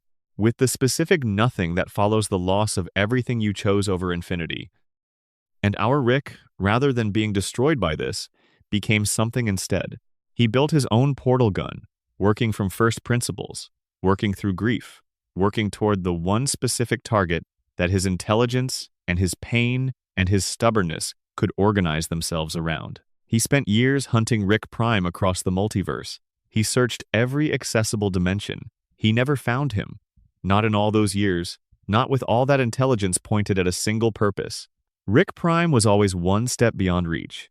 And in the absence of the original target, in the space where the hunt should have been and kept failing to produce a conclusion, Rick built the life we have been watching. The adventures with Morty, the arrogance, the drinking, the constant forward momentum, the contempt for attachment and stillness and anything that requires you to be in one place long enough to feel the weight of what you are carrying. All of it runs from this. All of it is organized around the engine of that loss. The arrogance is the armor he built when the grief had nowhere else to go. The adventures are the forward momentum he uses instead of stopping. The relationship with Morty is the closest he has come to the thing that was taken from him, a daughter and a grandson, a family that he keeps at arm's length even as he builds his life around it, Because getting too close to what he already lost once is not something the mechanism of him can afford. The Rick we have been watching for 5 seasons is a man defined by grief. This does not excuse the things he has done. It explains the mechanism of them. There is a significant difference between those two things, and the show is precise enough to know the difference, to show you the explanation without turning it into an excuse. Rick broke real things. He hurt real people. The backstory makes him comprehensible in a new way without making what he did okay in any way. That is sophisticated writing. That is the show trusting you to hold both things simultaneously. Morty's response to learning this is the episode's quiet center. He does not make a speech about it. He does not have a dramatic transformation in how he relates to Rick. He just looks at what he has been told and lets it be what it is. The man who drags him across the universe every week is a man who had everything taken from him and built the adventures as a way of not stopping. The smarter, faster, louder thing always, rather than the still, quiet thing. Because the still, quiet thing is where grief lives. Because grief lives in the stillness more than anywhere else, and Rick has spent the better part of a lifetime constructing a life that has no stillness in it.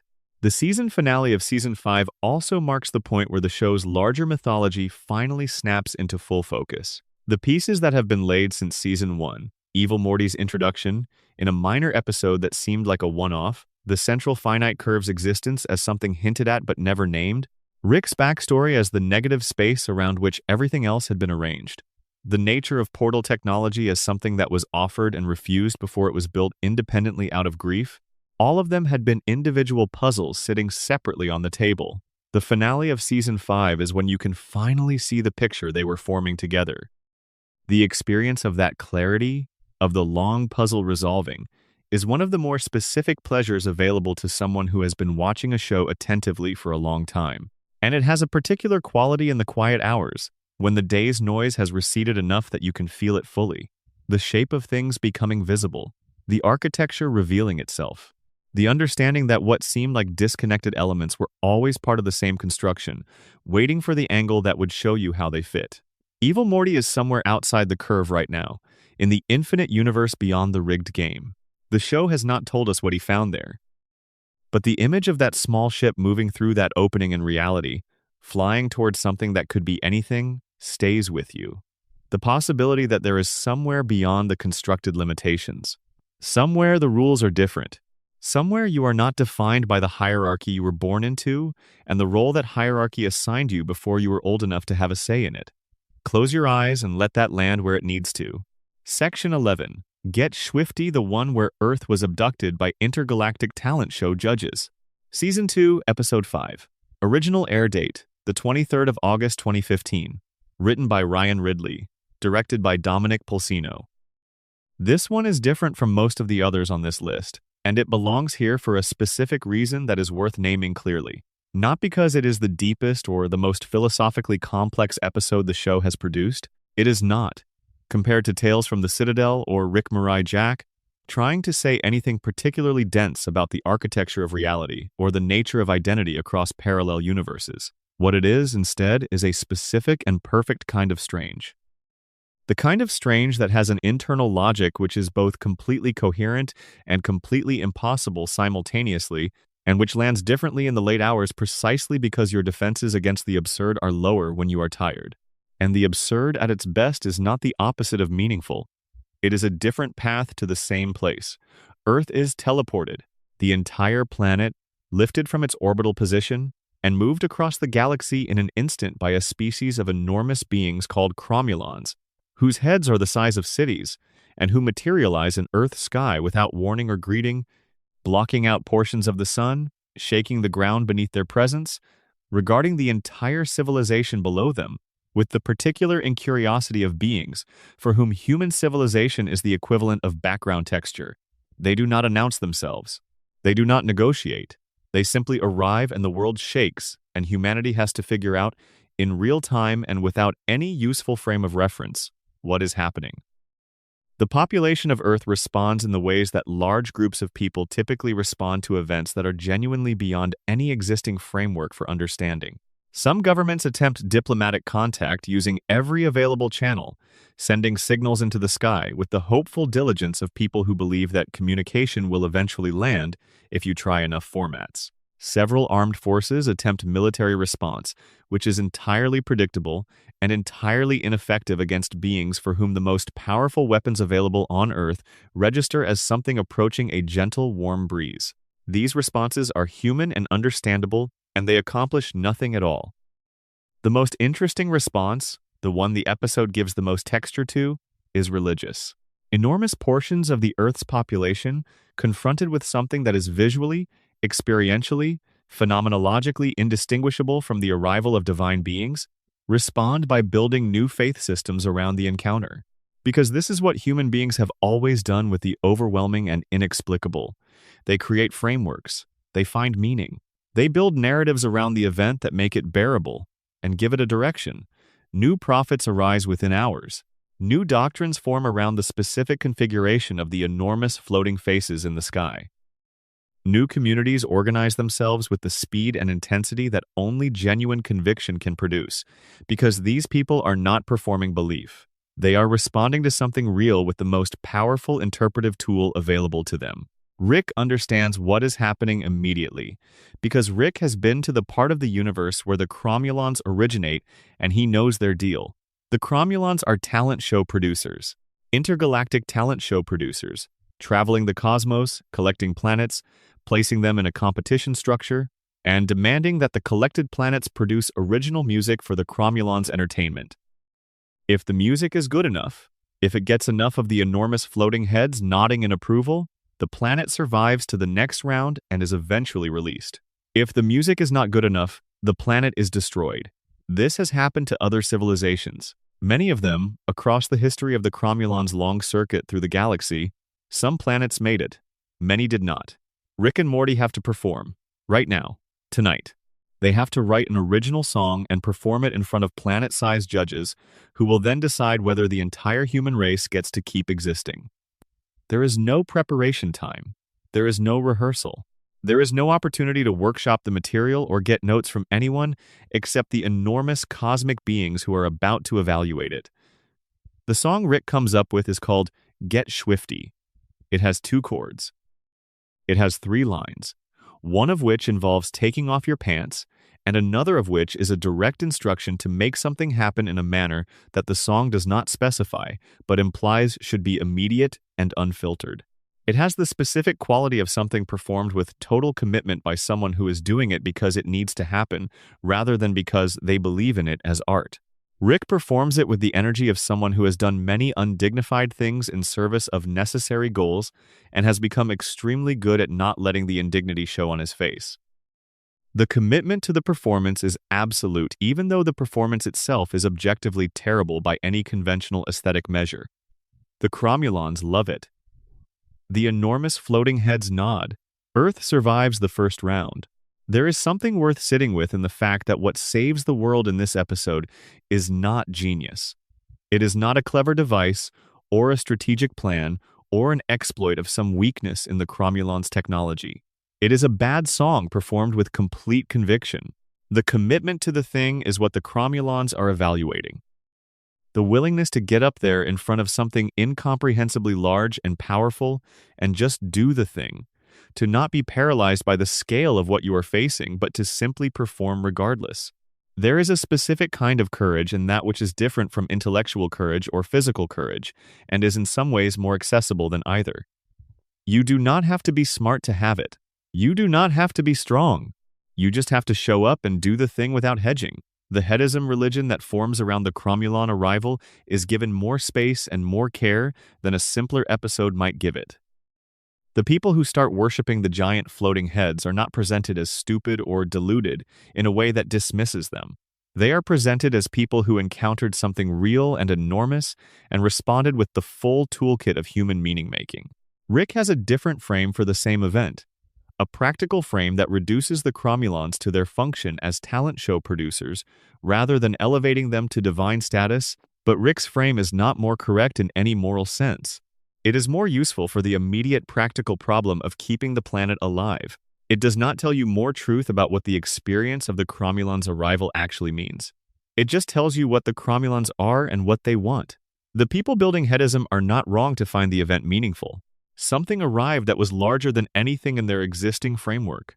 Something arrived that demanded a response and that had the quality of address of being aimed specifically at humanity, even though it turned out to be a general template applied to whatever planet the Cromulons happened to collect that week. The experience of being addressed by something incomprehensibly large is not diminished by finding out that the addressing was impersonal. The rain does not stop being rain when you find out it was not falling specifically for you.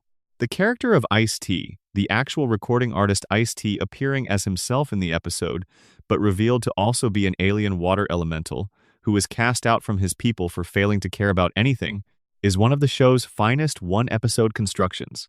His complete indifference to Earth's situation, his fundamental inability to muster genuine concern for a planet he has no connection to, is rendered with a specificity that makes it funny rather than cruel. He is not a bad person. He is simply someone who learned, through some specific event in his past that the episode does not name, that caring was not worth what it cost. He stopped. He has been stopped for a long time. His redemption arc, in which the specific image of Rick and Morty refusing to give up on something that looks genuinely hopeless, breaks through his detachment and reactivates something he had turned off, is compressed into about 4 minutes of screen time and is somehow genuinely moving inside that compression. Ice-T, who could not care about anything, decides to care about this. He shows up when showing up matters.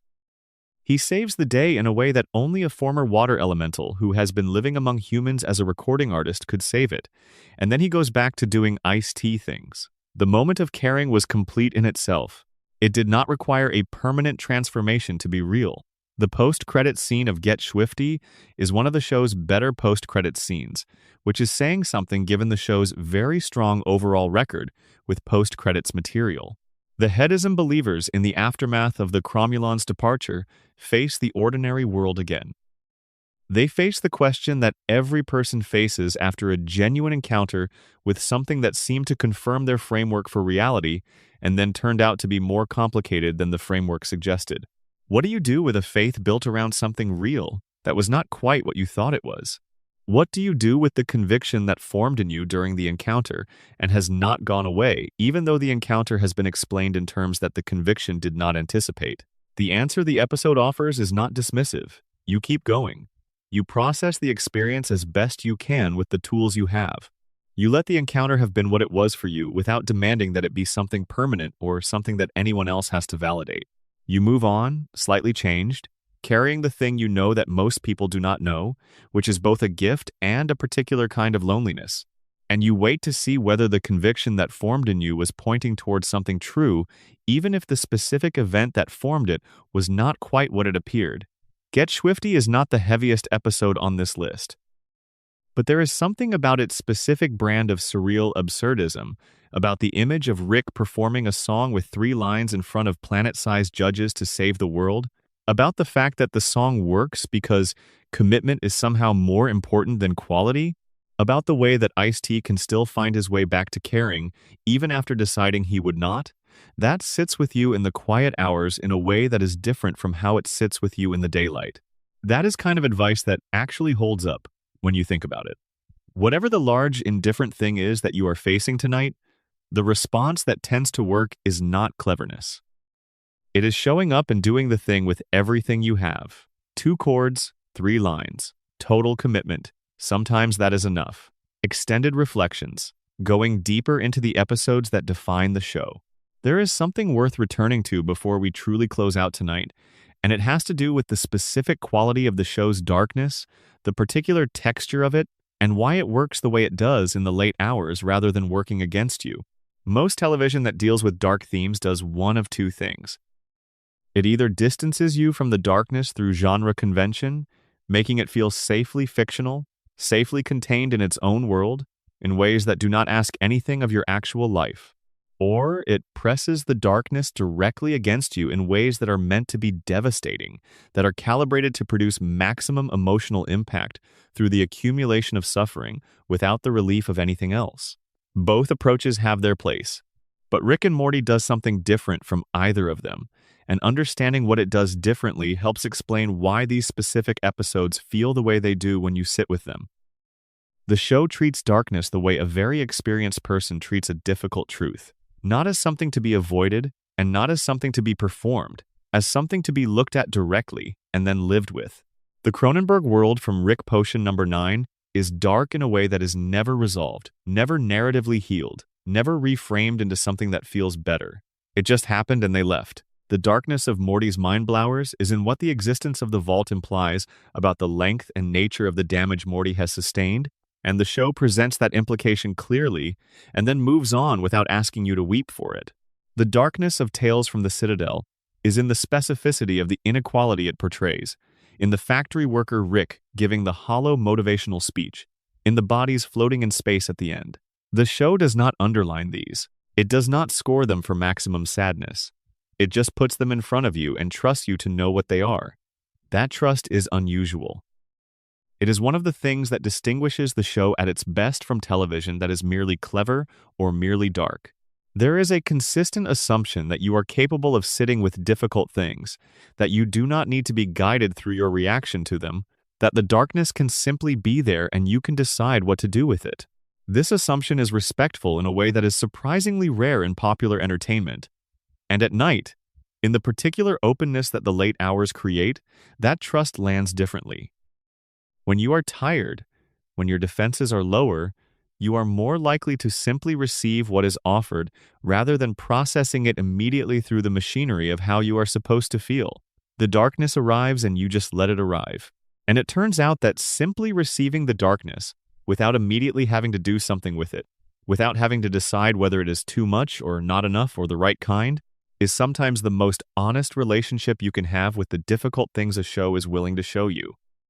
Rick Potion number 9 is worth coming back to one more time because there is a detail in it that tends to get lost in the larger horror of the Cronenberg world, and that is actually one of the most quietly important things the show has ever done.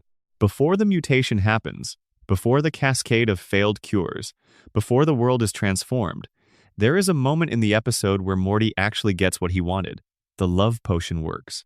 Jessica looks at him with genuine warmth. They have a moment together at the school dance that is exactly what he was hoping for. Soft and real, in the specific way that moments you have been looking forward to are real when they finally arrive. It lasts approximately 40 seconds of screen time before the flu bonding happens and everything goes wrong. But those 40 seconds are there.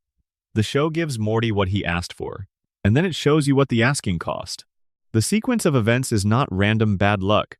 The sequence of events is the direct consequence of wanting something and obtaining it through a shortcut that bypassed the actual path to it. Morty did not get Jessica to like him. He got a chemical reaction in her brain, and the chemical reaction did what chemical reactions do when they encounter a virus, which is bond and mutate and spread. The Love Potion episode is, among other things, about the difference between the thing you want and the mechanism for obtaining it. The thing Morty actually wanted was for Jessica to see him and choose him based on who he actually is. The Love Potion produced the feeling of that without the reality of it. It was a copy without an original. And the copy, when it encountered the unpredictable reality of the world, broke in ways that no copy can avoid breaking because copies do not have the stability of things that grew from actual ground.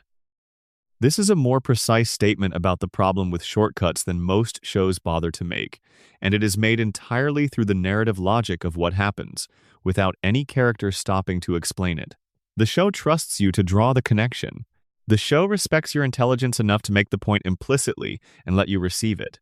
Total Recall is worth returning to as well, for a detail that is easy to miss in the comedy of the parasite elimination sequence.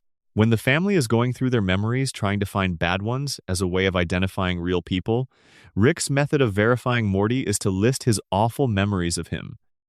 He goes through them quickly, dismissively, as though they are tedious rather than important. Bad memory after bad memory, almost impatiently cataloged. And then Morty, trying to find a bad memory of Rick to verify him, also finds them immediately. Immediately and extensively. The memories flow without effort. Which means both of them, in the moment of verification, are sitting with the full evidence of how much pain their relationship contains, how many times each of them has been a disappointment to the other, How many moments of cruelty and neglect and failed protection are in the archive of their shared history?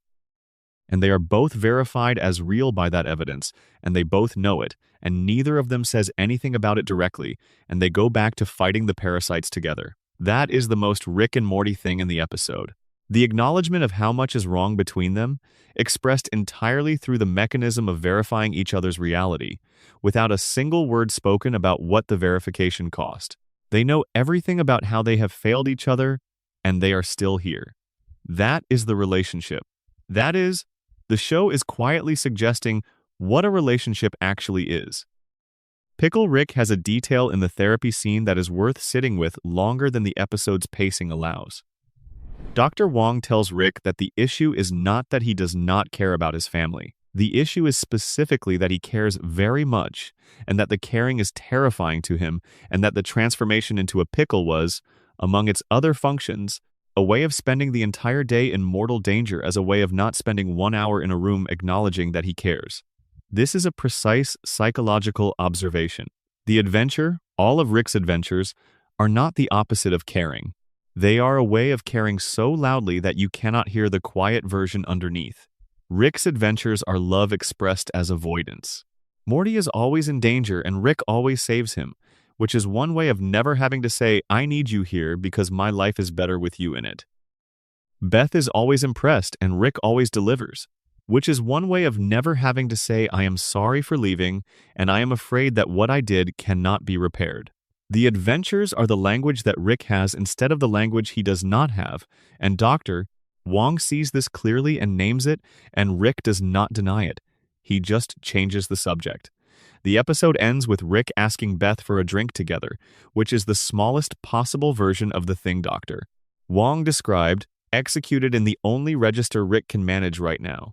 Not therapy, not apology, not the acknowledgement of anything specific. Just a drink together, just the two of them. Just the gesture of wanting to be in the same room with her for reasons that have nothing to do with an adventure. It is inadequate to the scale of what needs repair between them. It is also real, and it is his, and it is the hardest thing he does in the entire episode, including the rat exoskeleton and the entire Russian embassy. Tales from the Citadel has a moment near the end of its wishing portal storyline that deserves more attention than the episode's structure gives it, which is the shot of the Morty students after one of them makes his wish. The camera holds on the other Mortys' faces as they look up and something shifts in their expressions. What they see, what has changed, is not shown to us. We see only the response to it. And the response is not dramatic. It is not the exultation of a wish granted. It is something quieter, something more like relief, something more like a small adjustment in the weight of things. The show does not tell us what the wish was or what happened because it cannot tell us without diminishing it. Whatever you imagine a Morty in that situation would wish for, having walked away from the school and the Citadel and the life assigned to him and made it through something genuinely difficult to a portal that grants wishes, whatever you imagine he would ask for, that is probably the true version of it. The show trusts your imagination to complete the moment more fully than any specific image could. This is what great restraint in storytelling looks like. The decision to show you the response and let you fill in the cause. Because the cause that you imagine will always be more precisely what you need to see than the cause the writers would have chosen. The Vat of Acid episode has a sequence toward the end, after Rick has revealed the truth about the button and the simulation, where Morty is sitting with the full weight of what he has just been told. He knows that the weeks on the mountain were manufactured. He knows that the person he connected with was not real. He knows that every time he pressed the button, he ended someone. And he is sitting with all of this, and the episode does not cut away quickly. It stays with him for a moment.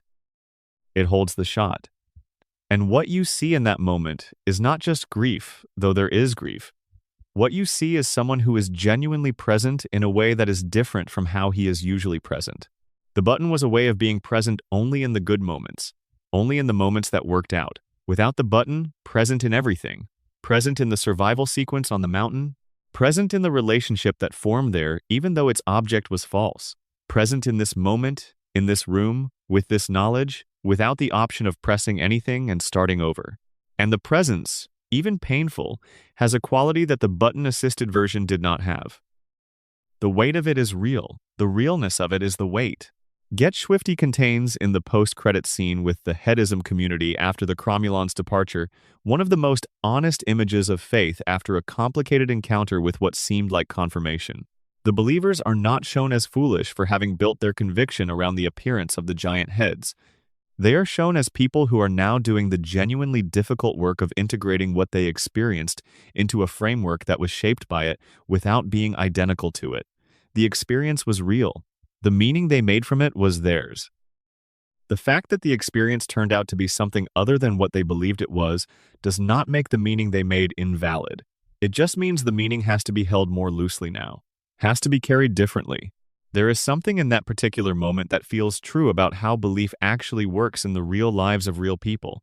Not the clean story of belief fully intact or belief destroyed, but the messy middle version where you had an experience that changed you, and the explanation of the experience turned out to be different from what you thought, and the change is still real. Even so, you are still the person who stood under those heads and felt something enormous. You are still the person who organized your life around an encounter with something that exceeded any previous frame you had for what was possible. The explanation does not take that back. It just asks you to carry it differently. This is, in a very specific sense, the gift these episodes offer you collectively as a late-night watch. Not the comfort of easy answers, not the reassurance that things mean what you think they mean, but the company of stories that are willing to sit with the complicated version, the messy version, the version where you had the experience and the experience was real and the explanation turned out to be something different and you are still carrying both of them. The show sits with you in that. It does not resolve it. It just keeps you company while you figure out how to carry it. And at this hour, with the night around you and the weight of whatever your day contained, starting to dissolve into the particular softness that precedes sleep, there is no better company than that. Stories that do not pretend the difficult things are not difficult, but that have found, through the specific machinery of comedy and science fiction and impossible adventure, a way of being warm about it, of acknowledging the vastness and the cold and the indifference, and then sitting down in the middle of it to watch something strange and funny and true. Nobody exists on purpose. Nobody belongs anywhere. Everybody is going to die. The episodes are still here. The vault under the garage is full. The Cromulons have moved on to some other planet. The gap in the curve is closed, and Evil Morty is somewhere beyond it. The graves are in the backyard, and Morty eats breakfast 20 yards from them every morning, and he keeps going, and so does the show, and so do you. That is the thing, really. The show keeps going. You keep going. The night passes, the day comes, the day passes, the night comes again, and somewhere in the cycle there are these episodes, doing what they do in the specific way they do it, which is tell you the truth about difficult things with enough warmth that the truth does not feel like a threat, which sit with you in the dark and do not lie. That is everything. That is the whole thing. Settle in. You are in exactly the right place. The fabric of each episode, how the show builds its strange world. One thing that ties all of these episodes together beyond their themes is the way the show constructs the feeling of its world. The texture of Rick and Morty, the particular quality of being inside it, is not accidental. It is the result of very deliberate choices about how to frame reality, how to handle tone, how to move between absurdity and weight without either one undermining the other. Understanding those choices helps explain why these episodes in particular hit differently, why they accumulate rather than cancel each other out, and why the late-night experience of them is what it is. The show's sound design is often overlooked in conversations about what makes it work. The music in Rick and Morty, composed primarily by Ryan Elder, does something specific that most animated shows do not attempt, which is to shift register without warning. An episode can be scoring a joke and 30 seconds later scoring something that has no comedy in it at all, and the transition is not telegraphed. The music does not signal which mode you are in.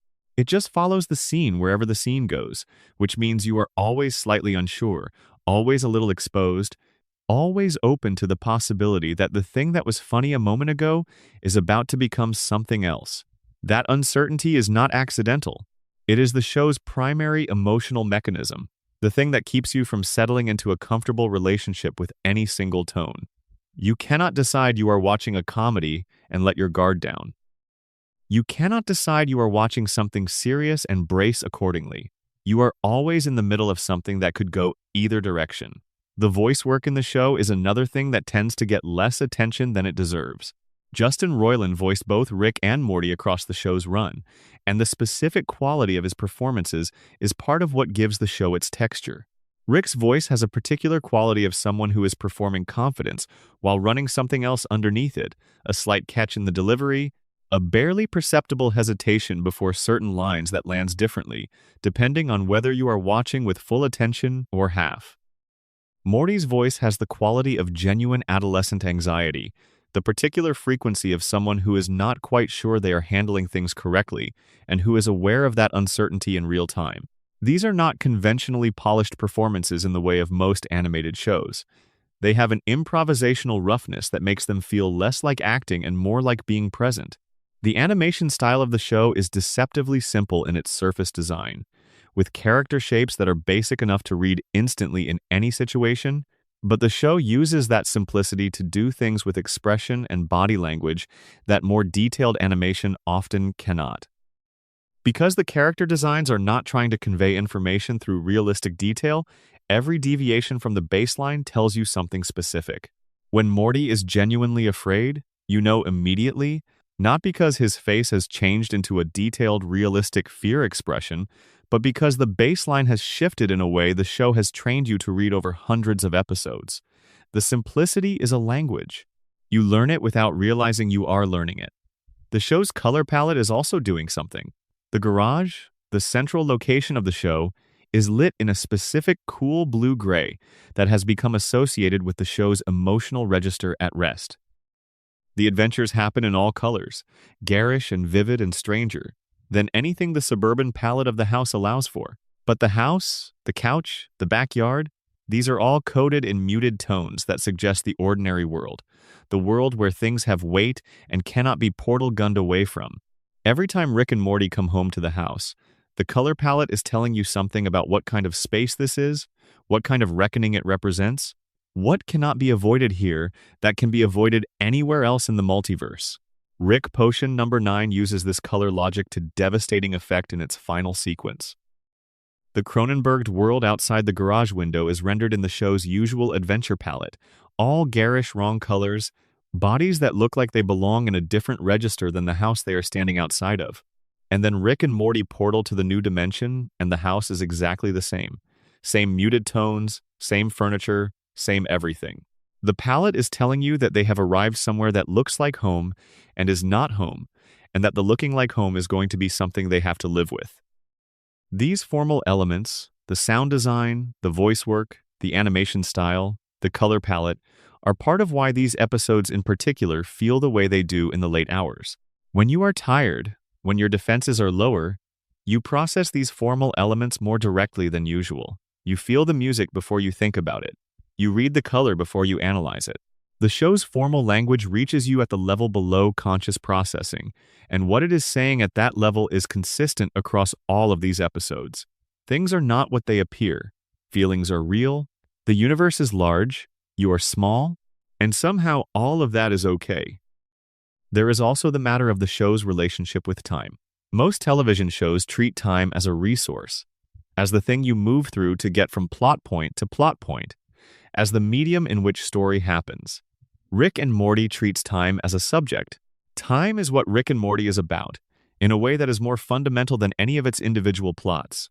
The show is about the irreversibility of things, about the way that choosing one path means unchoosing another, about the weight of what was left in the dimension you abandoned, and about the dimension you inhabit that was not meant for you. Every episode in which something happens that cannot be undone is an episode about time. Every episode in which someone runs from the consequences of their choices is an episode about time. Every episode in which memory is extracted or manufactured or examined is an episode about time, about what persists and what does not, and who controls the archive. A Wrinkle in Time makes this explicit by turning time into a physical space that can be broken and repaired. But the relationship with time is present throughout the show at a level that is below the plot. It is in the specific weight of Morty's face on the couch in Rick Potion number 9, the weight of something that happened and cannot happen undone. It is in the vials in Morty's mind blowers, time extracted and bottled, the past made available and unavailable simultaneously. It is in the do-over button of the Vat of Acid episode, the fantasy of time reversed, and in the specific horror of finding out what reversing time actually costs. It is in the Evil Morty storyline, which is fundamentally about what happens when someone refuses to accept that the structure of time in their universe was built to disadvantage them, and decides to find a different universe, a different set of rules, a different time.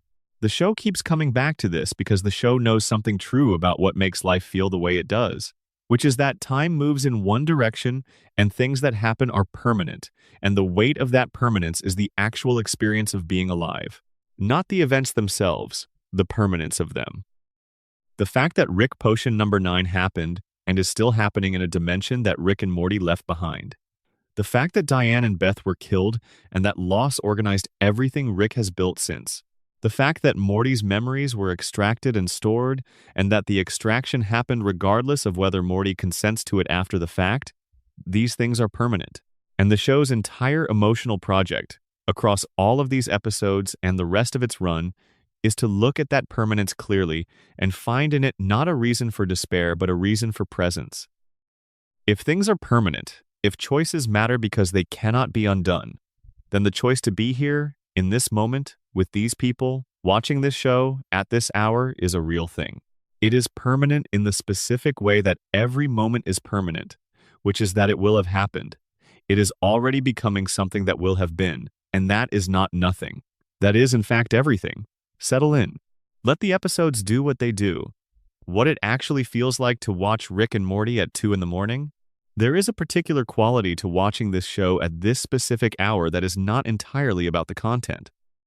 It is about the combination of the content and the state you are in when you receive it, and the way those two things interact in ways that are different from almost any other pairing. When you are lying down, when the lights are low or off entirely, when the day has fully released its grip on your attention, and the only thing left is the screen and the sound, and the particular semi-consciousness of the late hour, you are in a state that is physiologically close to the threshold of sleep, but experientially very different from it. You are still awake. You are still receiving. But the filtering that usually runs between what you take in and what you allow yourself to feel is running at reduced capacity, which means things land more directly. The comedy is funnier. The sadness is more present. The philosophical weight of things settles rather than being managed at arm's length. Rick and Morty is a show built, almost uniquely among animated series, for exactly this state. The comedy is fast enough and dense enough to keep you awake. The emotional undercurrents are persistent enough to keep you engaged at a level below the comedy. The philosophical questions it keeps raising are open enough to give your mind something to work on during the pauses, something to turn over quietly while the next joke arrives. The result is a kind of sustained engagement that is not quite alertness and not quite rest, that keeps you hovering at the threshold in a way that is genuinely pleasant. This is not an accident. The show's creators have spoken in various interviews about their intention to make something that rewards multiple levels of engagement, that gives the comedy audience what they came for while building in layers that become available as you spend more time with the show. But there is also something in the specific rhythm of the show, in the way it modulates between registers, that seems designed for exactly the state you are in right now. Think about the rhythm of Rixty minutes. The interdimensional cable segments come fast and without warning, each one different from the last, each one demanding a slight reset of your expectations before you can fully receive it. The experience of watching them is similar to the experience of channel surfing at this hour, the slightly disorienting pleasure of things that do not connect to each other, that follow their own logics without reference to any common frame. Your brain stops trying to build the larger picture and starts simply receiving each thing as it comes. And then in the middle of all that, the conversation in the backyard, which lands completely differently because you have stopped expecting anything to land. The defenses were down. The truth walked in. Or think about the rhythm of Morty's mind blowers. The vials come one after another, each one a complete world briefly opened and closed, each one asking you to shift contexts and start fresh. The experience of watching this episode when you are tired has a specific quality that watching it alert does not, which is that the transitions between vials start to feel less like cuts and more like the transitions between thoughts in a wandering mind. The way your own mind at this hour moves from one thing to another without clean segues, following associations rather than logic, arriving at memories without having consciously decided to visit them. The Mind Blowers episode at 2 in the morning is less like watching an anthology and more like recognizing something familiar in the structure of your own tired mind. A Wrinkle in Time, with its split screen and its 64 simultaneous realities, has a quality at this hour that it does not quite have in the daylight. When you are tired, when the edges of things are a little softer, watching multiple slightly different versions of the same moment play simultaneously does not produce the disorientation it might produce when you are alert. Instead, it produces something closer to recognition. Because this is actually how memory and anticipation work in the brain, running multiple versions of events simultaneously, the same moment from different angles, the same conversation with different possible outcomes, the same choice branching into multiple potential futures. The split screen of A Wrinkle in Time is a reasonably accurate representation of something your mind does constantly, and at this hour the representation feels less like a stylistic choice and more like a mirror. The show's long history with the question of what makes a life meaningful is also received differently at this hour. When you are alert, questions about meaning tend to activate the part of your brain that manages how you talk about meaning, the public-facing structures of your beliefs about purpose and value, and what makes things worth doing. But when you are tired, when those management structures are running slow, the questions land closer to the actual experience of having or not having a sense of meaning. The raw version without the commentary. And the raw version is something the show has always been more interested in than the managed version. Rick's speechlessness in front of the graves in Rick Potion number 9, his prayer in A Wrinkle in Time, his asking Beth for a drink at the end of Pickle Rick. These are not the managed versions of feeling. They are the raw versions, briefly visible before the management reasserts itself. And at this hour, your own raw versions are more available than usual. This is the specific gift that the late-night watch of these particular episodes offers. Not just the content, not just the comedy or the philosophy or the darkness handled with warmth. The timing of the encounter, the specific state in which you receive these stories, the particular softness of the late hour, the reduced distance between what arrives and what you feel. The show has always been asking questions about what is really there underneath the performances and the avoidances and the adventures. And at this hour, you are in the best possible state to hear them. The Schrodinger's cats are still in the void. The graves are still in the backyard. The vault under the garage is full. The gap in the curve was opened once and closed. Evil Morty is somewhere beyond it in the infinite. Rick is sitting with a crow on a quiet planet in the aftermath of everything. Morty is carrying all the things he was not supposed to carry and carrying them anyway. And you are here, at this hour, receiving all of it at whatever level of openness the night has made available. That is the thing about these episodes. They have been waiting for exactly this. The show's secret. Why dark and warm can coexist. There is one final thing worth naming before we truly let tonight go, which is the specific mechanism by which Rick and Morty manages to be simultaneously one of the darkest shows on television and one of the most genuinely comforting things you can watch when the world feels heavy. Most people who try to explain this reach for the word nihilism and use it as though it explains everything, as though the show is simply a nihilistic comedy and the nihilism is the point and the comedy is the delivery mechanism. But that framing misses something important. Something that these specific episodes demonstrate more clearly than most. The show is not nihilistic in the sense of believing that nothing matters. It is nihilistic in the more precise sense of believing that nothing is guaranteed to matter, that meaning is not built into the fabric of the universe the way that physical laws are built into it, that you will not find purpose by looking for the purpose that was placed there in advance. This is a different claim from the first one, and the difference is everything.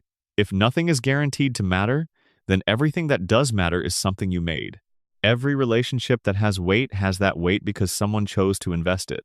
Every moment that carries meaning carries it because someone decided to treat it as meaningful. Every connection that feels real is real because two people decided to act as though it was real and kept deciding that through all the friction and the bad memories and the failed attempts, all the way to the point where the decision had become the relationship itself and could no longer be separated from it. This is actually a more demanding picture of meaning than the one where it is built in. Built-in meaning can be received passively. Constructed meaning requires ongoing choice. It requires showing up. It requires the bad memories as well as the good ones, because the bad ones are evidence of presence, evidence that you were actually there and actually affected by the person and actually engaged in something that was not entirely under your control. Rick and Morty is warm about this because it believes it. The warmth is not a coating over the nihilism. It is the conclusion the nihilism arrives at when followed all the way through. If nothing is guaranteed to matter, then the things that do matter, the things you built and chose and stayed for, are yours in a way that nothing externally imposed can be. The graves in the backyard are yours. The vault of memories is yours. The bad memories of each other that verify each family member's reality are yours. The drink after therapy is yours. The crow on the quiet planet is yours. And the show itself is yours. These episodes are yours, in the specific way that things you chose to spend time with in the quiet hours become part of the fabric of nights you have lived. You chose to be here. You chose to spend this particular stretch of the night with these stories. And they will be in the archive of this night, in the permanent record of what has happened, which is the only kind of permanence available and is enough. The show keeps going. You keep going. And somewhere in the keeping going, the meaning you build accumulates into something that is genuinely yours, that nobody can portal gun away from you, that does not require any particular shape of universe to justify it. That is Rick and Morty. That is what these episodes are about. Good night. The episodes in order. A viewing guide for nights like this. Before we completely close out, it is worth mapping these 11 episodes against each other in terms of what kind of night they are best suited for, because not all of them land the same way depending on the specific texture of the evening you are having. If tonight is a night where you want something that opens a door without pushing you through it, start with 60 Minutes. It is the episode that carries the heaviest philosophical payload inside the lightest container. You can watch the interdimensional cable segments and laugh genuinely for 20 minutes, and then the backyard scene arrives and something real happens, and then you are back on the couch watching TV. It asks nothing of you that you have not already decided to give. It delivers everything it has and then lets you rest. If tonight is a night where you have been carrying something specific and you want a show that acknowledges the carrying without making it worse, Pickle Rick is the one. Dr. Wong's speech is 11 minutes of someone saying clearly and without cruelty that using intelligence as a shield against feeling is a real pattern with real costs, and that the willingness to transform yourself into a pickle to avoid 1 hour of honest conversation is its own kind of data about where you are. It is not an accusation, it is recognition. And recognition, even of difficult things, tends to feel better than the pretense that the difficult things are not there. If tonight is a night where the anxiety is up, where the uncertainty about things feels more physical than usual, A Wrinkle in Time is the one. Not because it will resolve the anxiety, but because it gives the anxiety a form, a shape, a logic. Uncertainty, the episode says, splits things. That is what uncertainty does. It creates parallel versions of moments. And when you stop feeding it, when you make a decision, even a small one, the versions collapse back into one. That is the mechanism. Knowing the mechanism does not make the anxiety go away, but it makes it less formless. And formless is always harder to sit with than formed. If tonight is a night where you want something that earns its darkness, that goes somewhere genuinely heavy but gets there through a structure that holds you the whole way, Tales from the Citadel is the one. It is the most formally accomplished episode on this list, the most ambitious, the most dense with meaning in every frame. It rewards full attention in ways that full attention only manages to give when the conditions are right, and the late hours are often when those conditions are most fully available. If tonight is a night where you want the simplest version of the show's warmth, where you want something that ends in a way that is not triumphant but is okay, Rick Potion number 9 followed by 60 Minutes is the pairing. Let the first episode show you the cost of things. Let the second one tell you that nobody exists on purpose and then invite you to watch TV anyway. The pairing completes itself in a way that neither episode does alone. And if tonight is a night where you just want the show at its most purely strange, its most genuinely trippy in the visual and structural sense, A Wrinkle in Time for the split screen and Never Rick and Morty for the formal self-awareness, and Get Swifty for the specific image of Rick performing a 3-line song in front of planet-sized judges to save the world, and then the satisfaction of watching Ice-T, the water elemental who gave up on caring, Decide one more time to care when it matters. Any of these will do tonight. All of them will do. The show knows what it is, and it knows what these hours are, and it has been making itself available to them since 2013. It will still be there whenever you come back to it. The vault is full. The graves are in the backyard. The credits are always about to roll. Come watch TV.